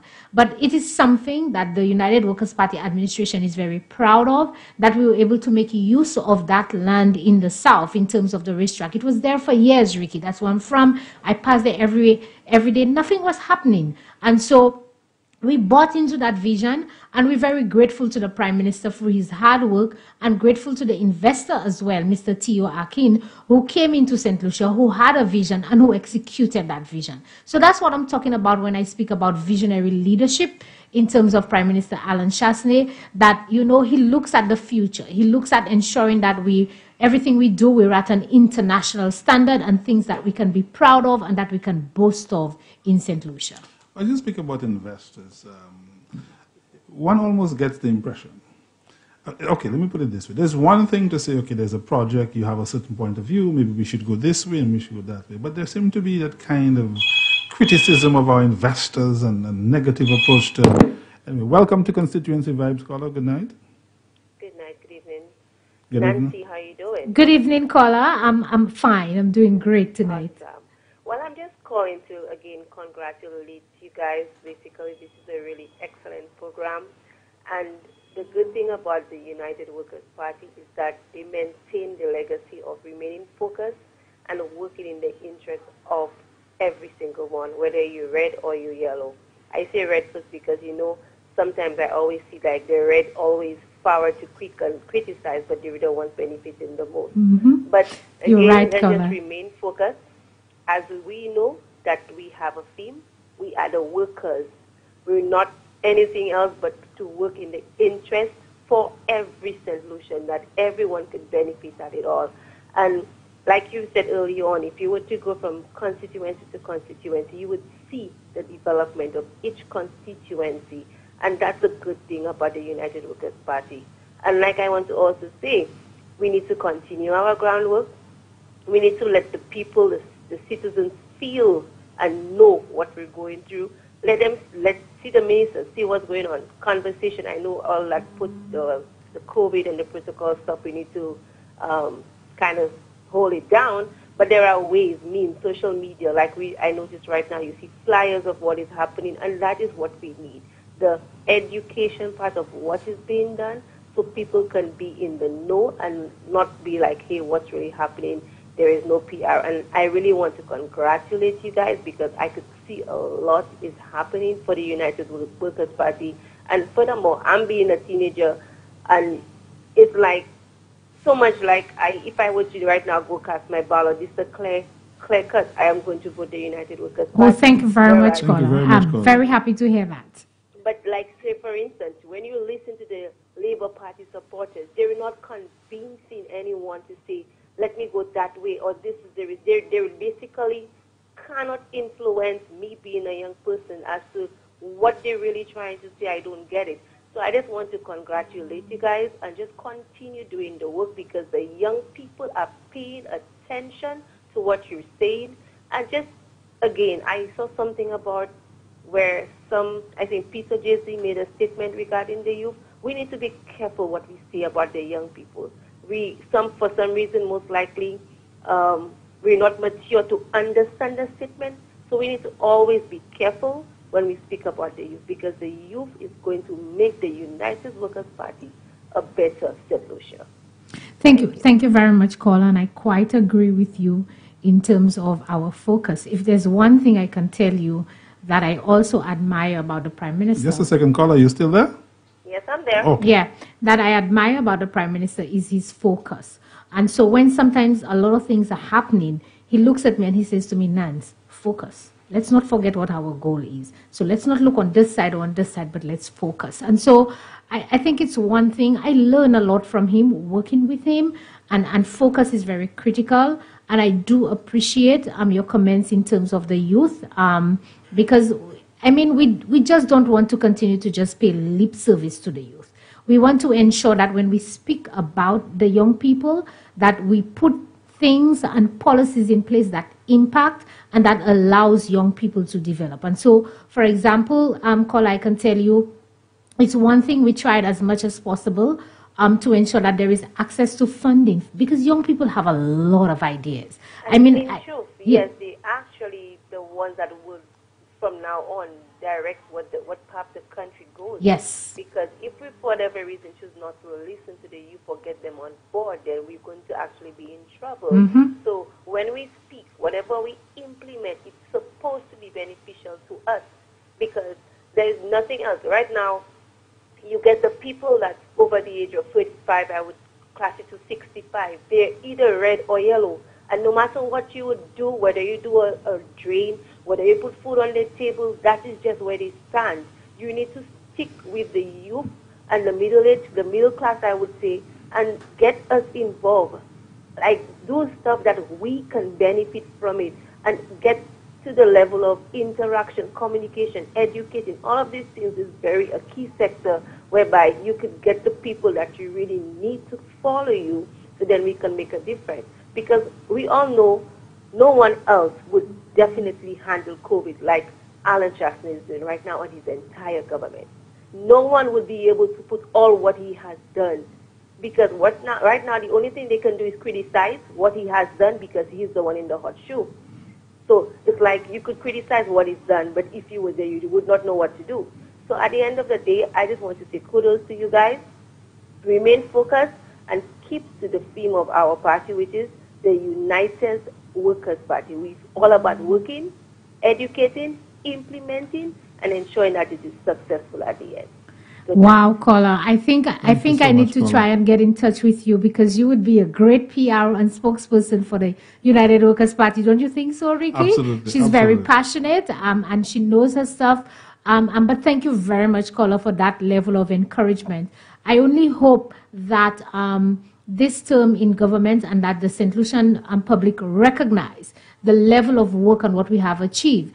And that my appeal to St. Lucians tonight is to continue to support the United Workers' Party and to give us the opportunity to continue along that trend, to continue the work that we have started, to continue to develop St. Lucia to international standards, to continue to incorporate visionary leadership into everything that we do, and to ensure that we build a bigger and better St. Lucia. That has been the mantra and the journey that we've been taking St. Lucians on. And I would say so that I believe you guys are on the right track. Thank you. You just need to, again, the continued education as to what you guys are doing. And for instance, I know for sure this party has been a party of transparency, where that everything they do is out there. Mm-hmm. You know that before the other party would be like certain things would have passed, signed, the beaches, etc. We would know nothing about it. And when you guys investigate, then you would be like, oh, this was signed as of 20 whatever or whatever. So at least you guys are on. Hello, caller, you still there? Hello? I think we may have lost. I think we lost her. Okay. But thank you very much, caller. Very in-depth contribution. And Ricky, this is the level of participation that we want from our people. Good evening, caller. Welcome. Yes, good evening. Good evening.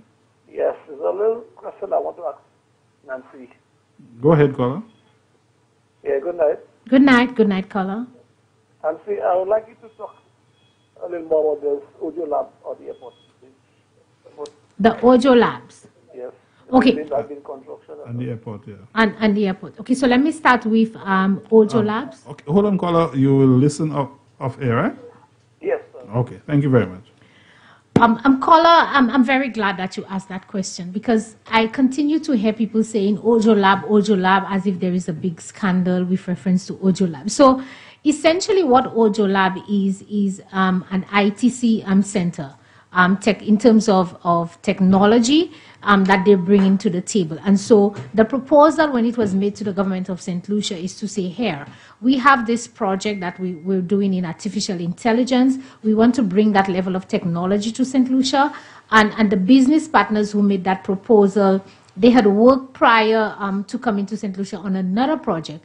And they recognized that St. Lucians had the talent, and St. Lucians were very good when it comes to working the phones and when it comes to adopting to technology. And so the proposal was made to the government of St. Lucia to open this sort of center to bring in artificial intelligence to St. Lucia. And what they requested of the government was salary support for the St. Lucians that they would employ. So, caller, I want to say to you, the project incorporated Invest St. Lucia. If you're from the South, you know that we had all those factory shells where they had kosher meals and all those other factory shells, some of them in the South, they were just there bare. There was nothing happening. And so the Invest St. Lucia invested in the project by, one, fixing up the factory shells, bringing them up to standard. And so the factory shells remained that of St. Lucia. It remained that of Invest St. Lucia. And so they invested the money in bringing it up to standard. And then Ojo Labs people came in and they brought in the technology. They employed hundreds of St. Lucia. And there were two aspects to the project in terms of the salary. So When you hear people say we gave Ojo Labs $30 million, that is not true, caller.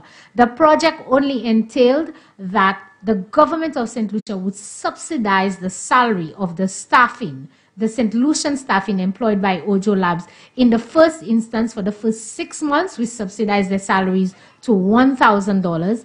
And every month thereafter, after the 6 months, we gave a subsidy of $500 towards their salary.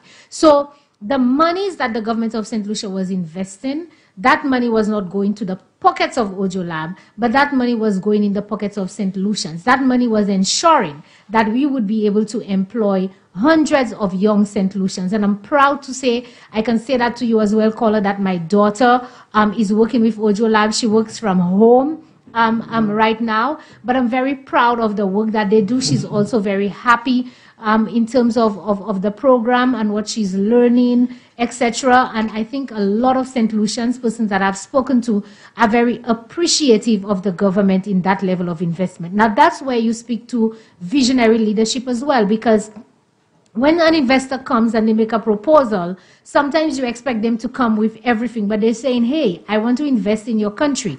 It is to the benefit of your country. Meet me halfway. Let's go into that level of a partnership.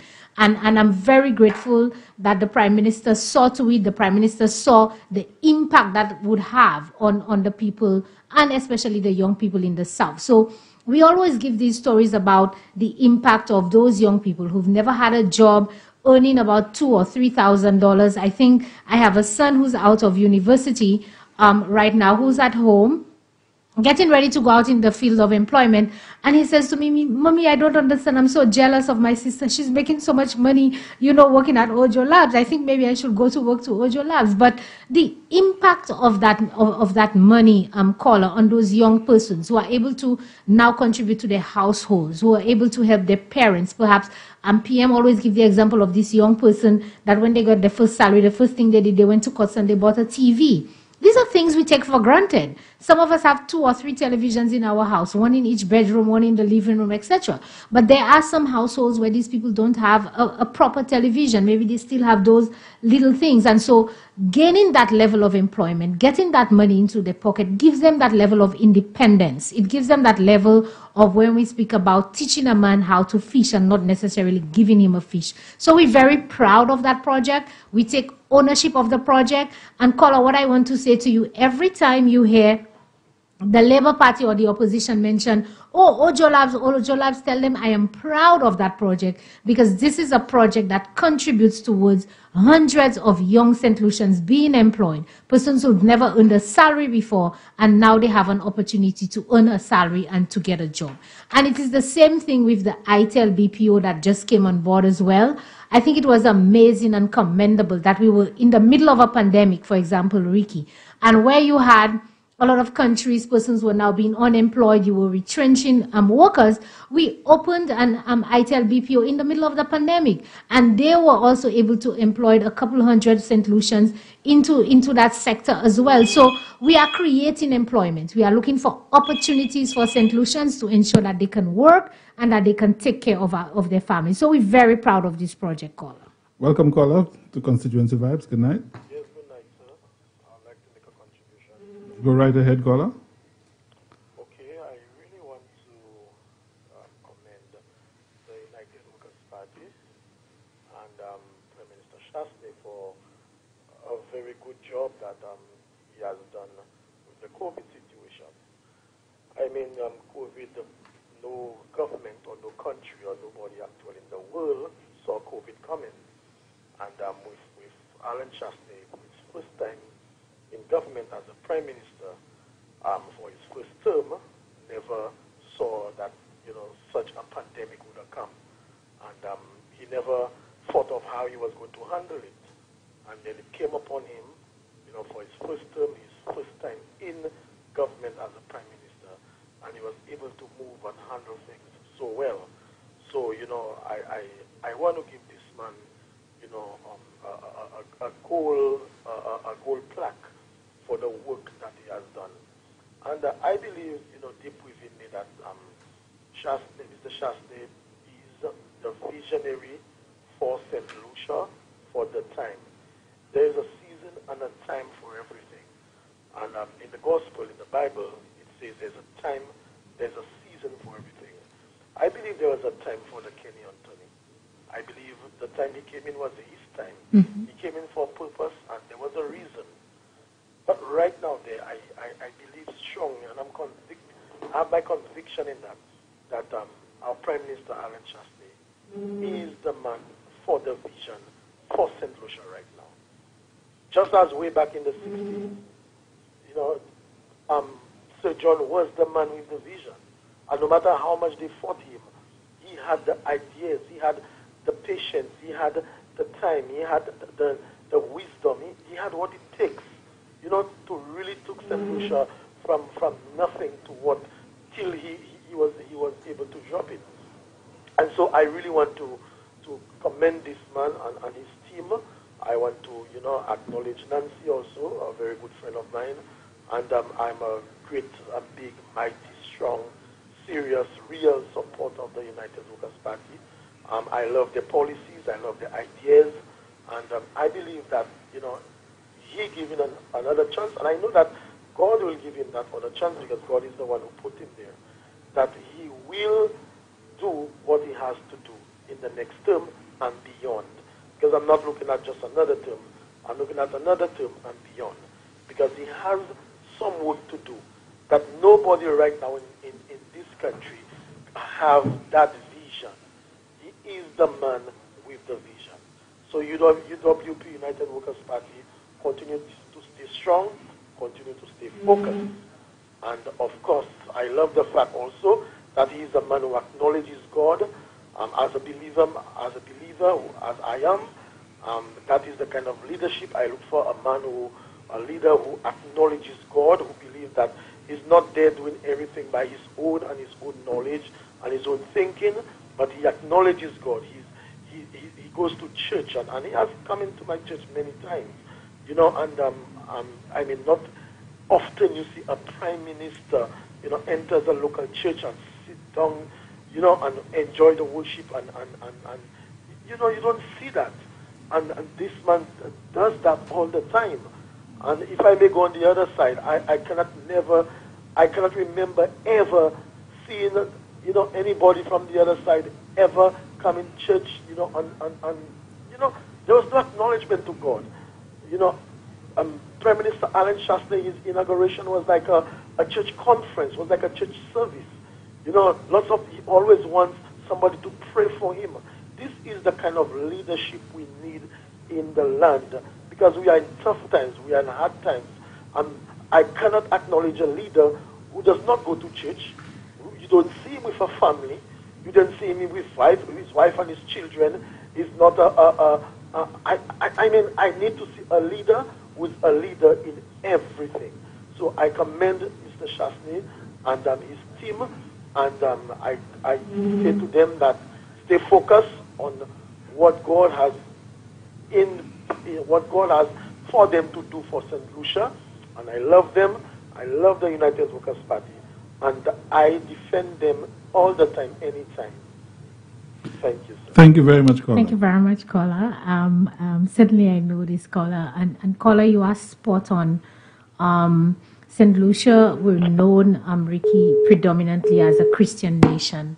And if it's one thing that the Honorable Prime Minister values a lot, his family values and his Christian faith. So, before the other caller comes up, I also want to say I'm very grateful, Ricky, because we have thousands of St. Lucians who are praying. Just hold a second, caller. Who are praying for the Prime Minister and who are praying for the leadership of this country.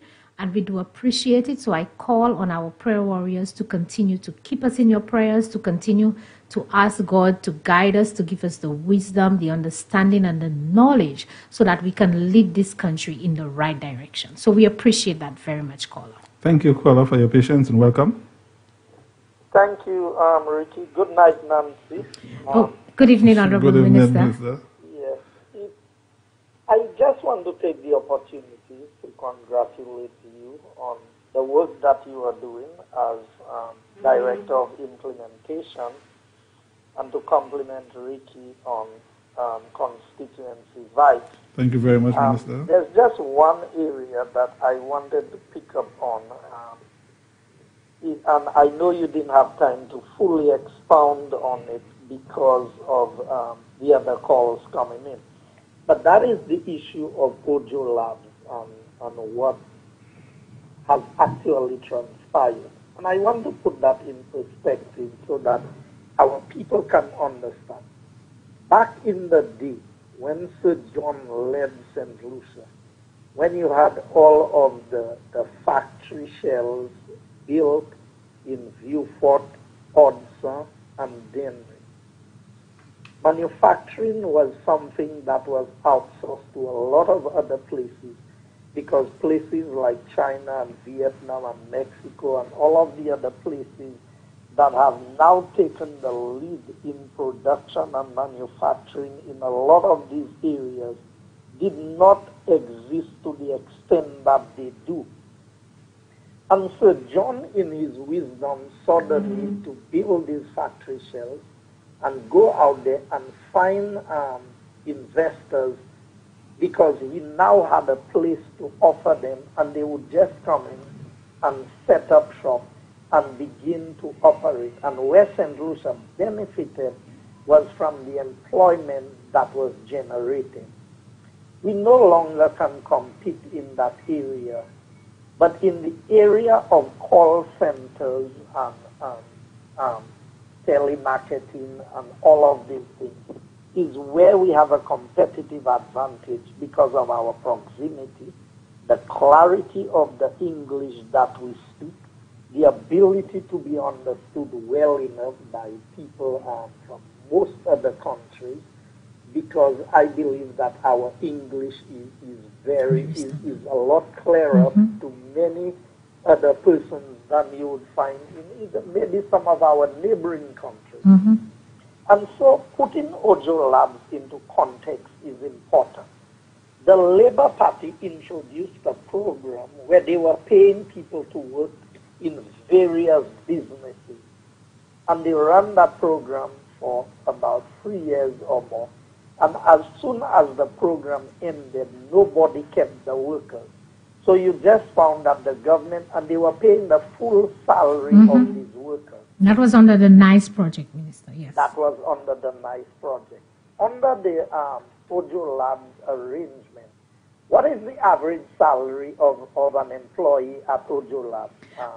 Well, depending on the level, but at the basic level, some of the people at the beginner's level, they earn between $2,500 to $3,000 at the beginner's salary. And as they grow up to supervisor and managerial levels, they earn $4,000 or $5,000. Somebody who's earning $2,000, that the government's contribution would just be about sometimes $500. It's standard to $500, Minister. So the government's contribution is $500. But the company itself would pay another $1,500. That's correct. Exactly. And that is what people need to understand. So when you look at the value of what we are getting now, you would have had to train these people adequately. And if you had the opportunity, if you had to pay to train these people, you would have had to pay more than the $500 for that period to train them. So what we have seen happening is that with Ojo Labs, these people are being trained. And while they are being trained, they are being paid. And That's the correct. government is contributing partly to that. And after a period of time, these people go and they become fully employed by Ojo Labs. Is that the case? That's the case, yes, Minister. So it is not something where after they are trained, they no longer, or when the government stops paying on or contributing to their salary, that they lose their employment. So that is the difference in the management and leadership of the United Workers' Party as opposed to that of the Labour Party. And then the people are developing skills that they can use in any other area in life. And so I think that is one of the great initiatives, and more so, it is in the south of the island. People must not forget that prior to Ojo Labs and ITEL BPO coming to Viewfort under United Workers Party government, any young person who wanted a job, generally, if they wanted a job in a call center, they would have to find their way up north, find some other house to stay. This UWP government has brought jobs to Viewfort that never existed before. And that is where the Prime Minister has shown his commitment to the south of the island and to developing it adequately. And I wish we had 4 or 5 other Ojo Labs type of arrangements in St. Lucia, because it means that every young person who wanted a job in Viewfort, Soufrière, Choiseul, Nicoud, as far as Dennery, would have been able to get a job. And I know that it is the aim of the government to increase the call centers in that area and well-paying jobs at that. Yeah, Minister, you are very correct. Pay much better than what you pay in the public service up to a certain grade. Thank you very much. Thank you very much, Minister. You are so correct in terms of that, and I can certainly tell you that prior to COVID, we had had a number of meetings with other potential investors with reference to call centers in the South. But unfortunately, we now had the impact of COVID, and some of them have been on a little bit of a standby. But we will actively pursue once we get the go-ahead to ensure that we can continue bringing that level of employment, especially to the South, on the western and eastern coast of St. Lucia, to digress a little bit away from the north. Good night. Welcome, caller. Hi, Ricky. Tinkley Francis here. Oh, good evening, Mr. Chairman. Nice to have you. How are you? We're good. Hi, Nancy. Good evening, Mr. Chairman. How are you? I'm good, thanks. Good. Nancy, I heard Minister Joseph added to what you said on the work. The work that we are doing down in Viewfort. He spoke about the call centers, ITEL and Ojo. One thing we missed out. Would you invest in a country where the skill sets are not available? So I certainly wouldn't. Exactly. And one way of attracting people to your country is to make sure you have the skill sets available. So as an investor, I wouldn't put a cent in there if the people who I need to do jobs wouldn't come in. So in an effort to attract a company like Ojo Labs, who's investing in artificial intelligence, which is something new to the world right now, we had to show that we have the skill set.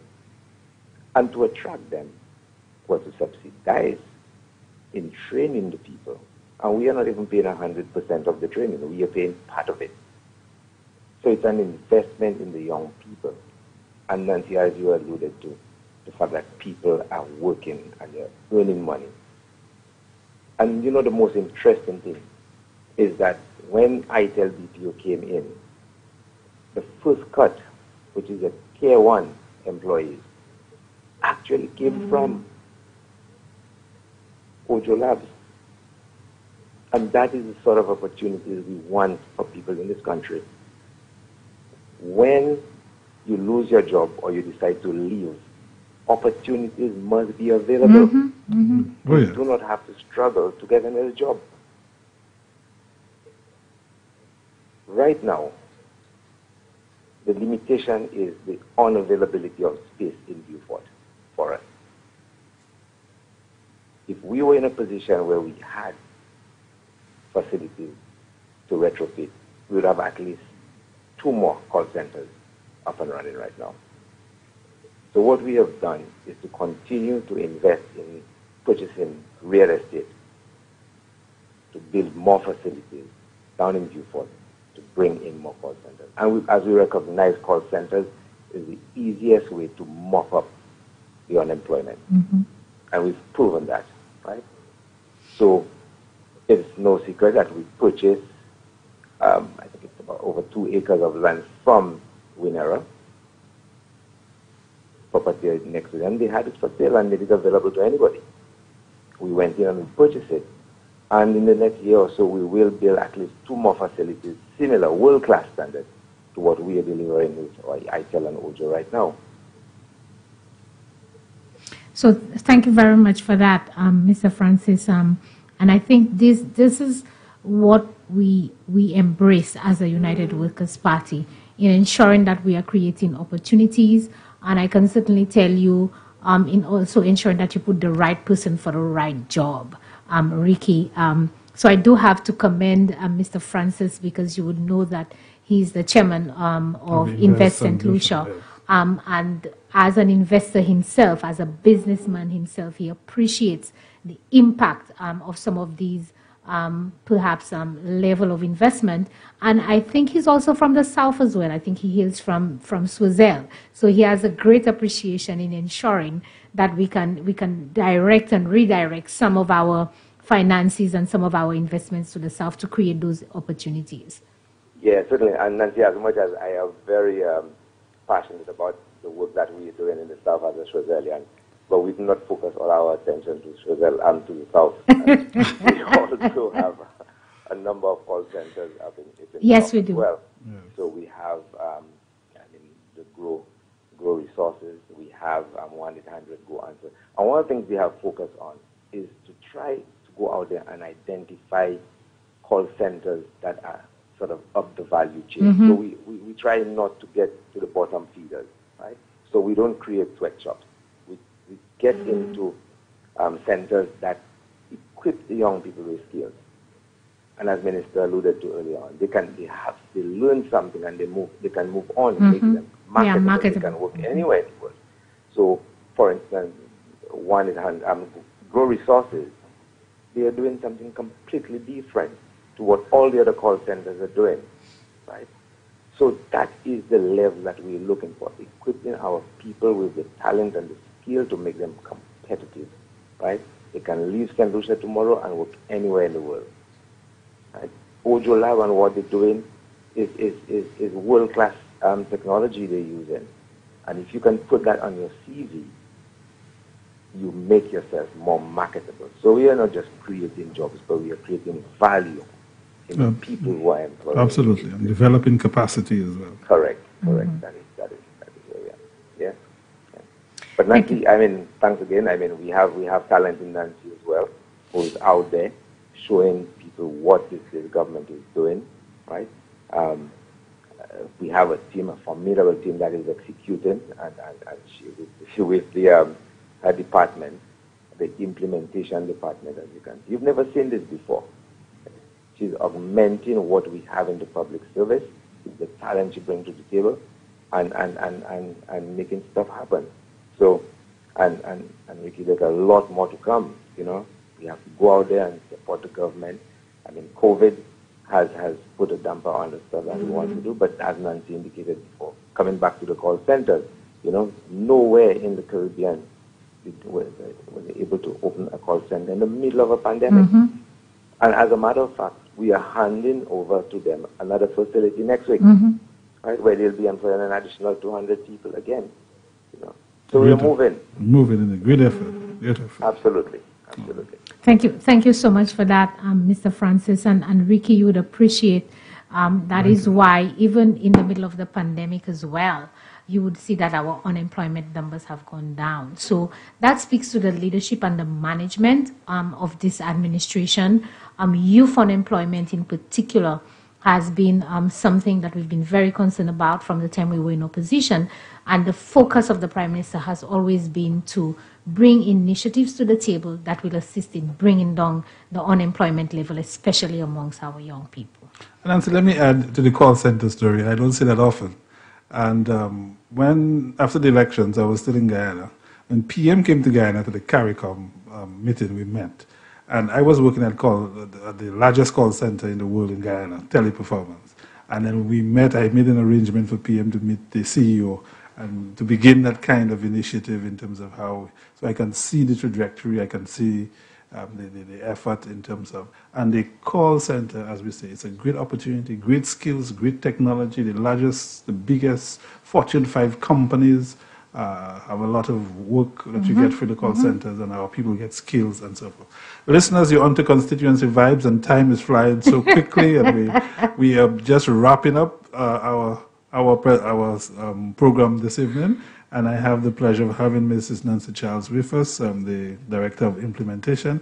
And so as we wrap up, Nancy, let me just give you an opportunity to close. Well, let me say thank you. Thank you very much, Ricky. I'm hoping that I can get another opportunity to come again, because there's so many things that we need to talk about and things that we need to touch on.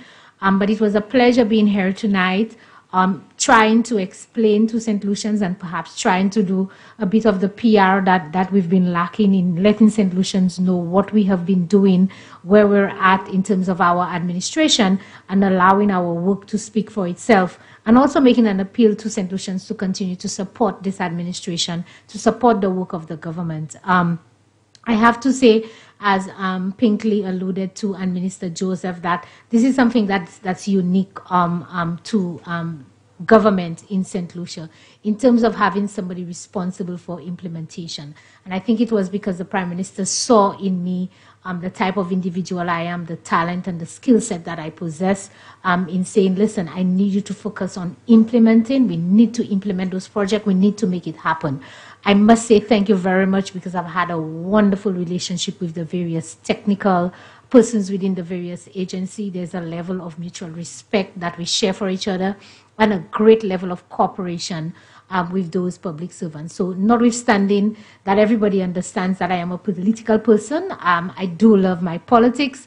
I don't know that for a while I will give it up, but I also exhume a level of professionalism. I respect persons in terms of their capacity, and I don't see anybody on a political level when it comes to my work with government. It's always about the work, about the job, and ensuring we're doing what is best for the country. So I have to say thank you very much to them for that.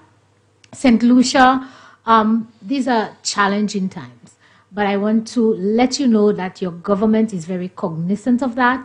We have in us a cabinet of ministers who's also very cognizant of that. Every day, they try as much as possible in their efforts, in their deliberations, in their policy positions, to look after the interests of St. Lucians, to ensure that we continue along the lines of a government that cares about people, and that all the policies and the projects and everything we do, it's about ensuring that we create that level of independence in St. Lucians, to get people to feel independent, that they do not have to be dependent on a politician for anything, but that they can now go out there and be independent. So this is where we're at. This is what we stand for. Challenging times, as the Prime Minister indicated last night in terms of COVID. Ricky, you would know there's a curfew in place, so thankfully I have a pass, so I hope I don't get arrested and stopped on the way down. Yeah, I have a pass. But St. Lucians, I just want to make a special appeal. As the theme for independence speaks to, we can and we will. So let us all put our minds together. Let us all come together as St. Lucians. Let us do this. We can reduce the number in terms of our COVID, in terms of the response. Let us be a bit responsible in our actions, in all we do. Let us think of each other. Let us think of our family, and let us rally together to ensure that we can do what is best for our country. Because at the end of the day, irrespective of our political biases, Ricky, we all are St. Lucians, and we live here, we work here, we stay here. And so at the end of the day, we need to make the decisions that is in the best interest of St. Lucia. So thank you very much for having me. And I'm hoping that some other time we can come. I know time is flying. So it's 10:24. I'm not too sure what time I'll get to my home in Viewfort, but it's all in doing the work of St. Lucia. Thank you very much, and it is a joy to have you. I appreciate the fact that you are here with us this evening. So St. Lucians, thank you again once more. Members in the diaspora, St. Lucians listening at home as well, and viewing through GDV TV 115 on Flow. This is our program, Constituency Vibes. Next Wednesday, we have with us the Honorable Member from Miko North, the Minister of Education, Honorable Gail Phillips, will be here with us. And as I end, let me just say that in Soufriere, we are doing some work on the PMA. We have a program, Restoring the Pride. And for the February program, the 1st of February, we had address by the Minister. On the official launch on the film, we had that song by Arthur and the Pitons. The 14th of February, we have a Piton Independence Soufriere Bear launch. And the 16th year commemoration of inspection ceremony. On February 18th, we have Restoring the Pride audio package, unveiling the PMA signage, launch of the Friends of the PMA, and 24 February of the Peter World Heritage Fashion Week concept and the PMA World Heritage Store concept. So a lot is happening, and Minister Rigobert will be speaking in that regard and a lot more as well. So thank you again, St. Lucia. It has been a joy and pleasure. Please follow the protocol. Yes. That's important. For us to follow the protocol to ensure we bring those numbers down so that we do what we have to do. So everybody, let's play our part and let's be responsible.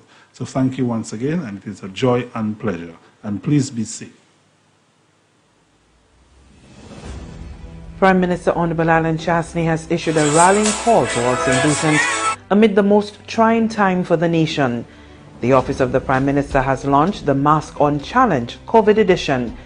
The national competition is geared toward not only stimulating creative interest in mask designing, but importantly, getting St. Lucians to wear masks in the fight against COVID-19. The wearing of masks, the World Health Organization advises, protects against respiratory droplets from someone when they talk, cough, or sneeze. These droplets expel into the air and evaporate into fine particles that may linger. The mask traps these droplets before they can evaporate. In fighting COVID, it's the singularly most important thing because we know that it works.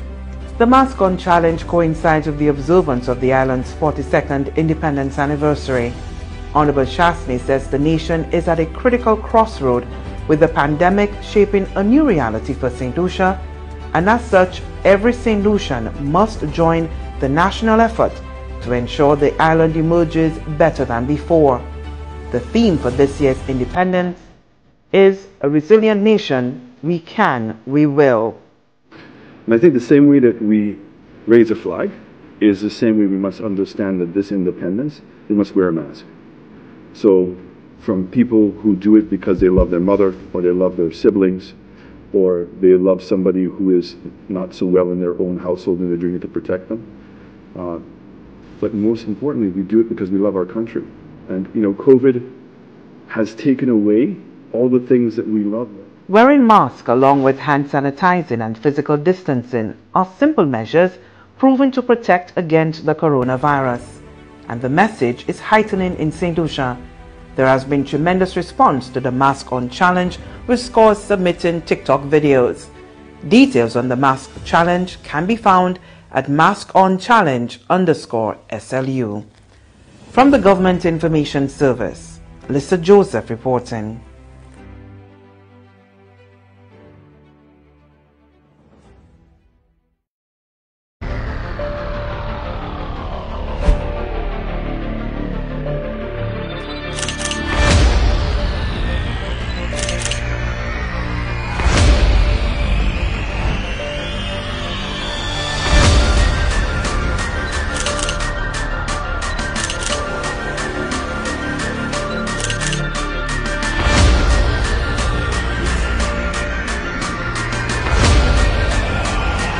Next week, you may hear something about COVID because we held our match this afternoon. Because when they come sooner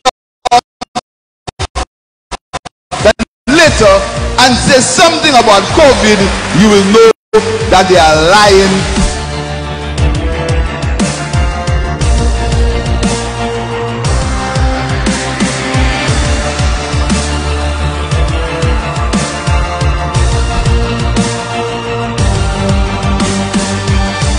You'll see what happens when the party puts its might behind a protest. And that's why we call everyone to join us, because then you will see what the party's might is all about.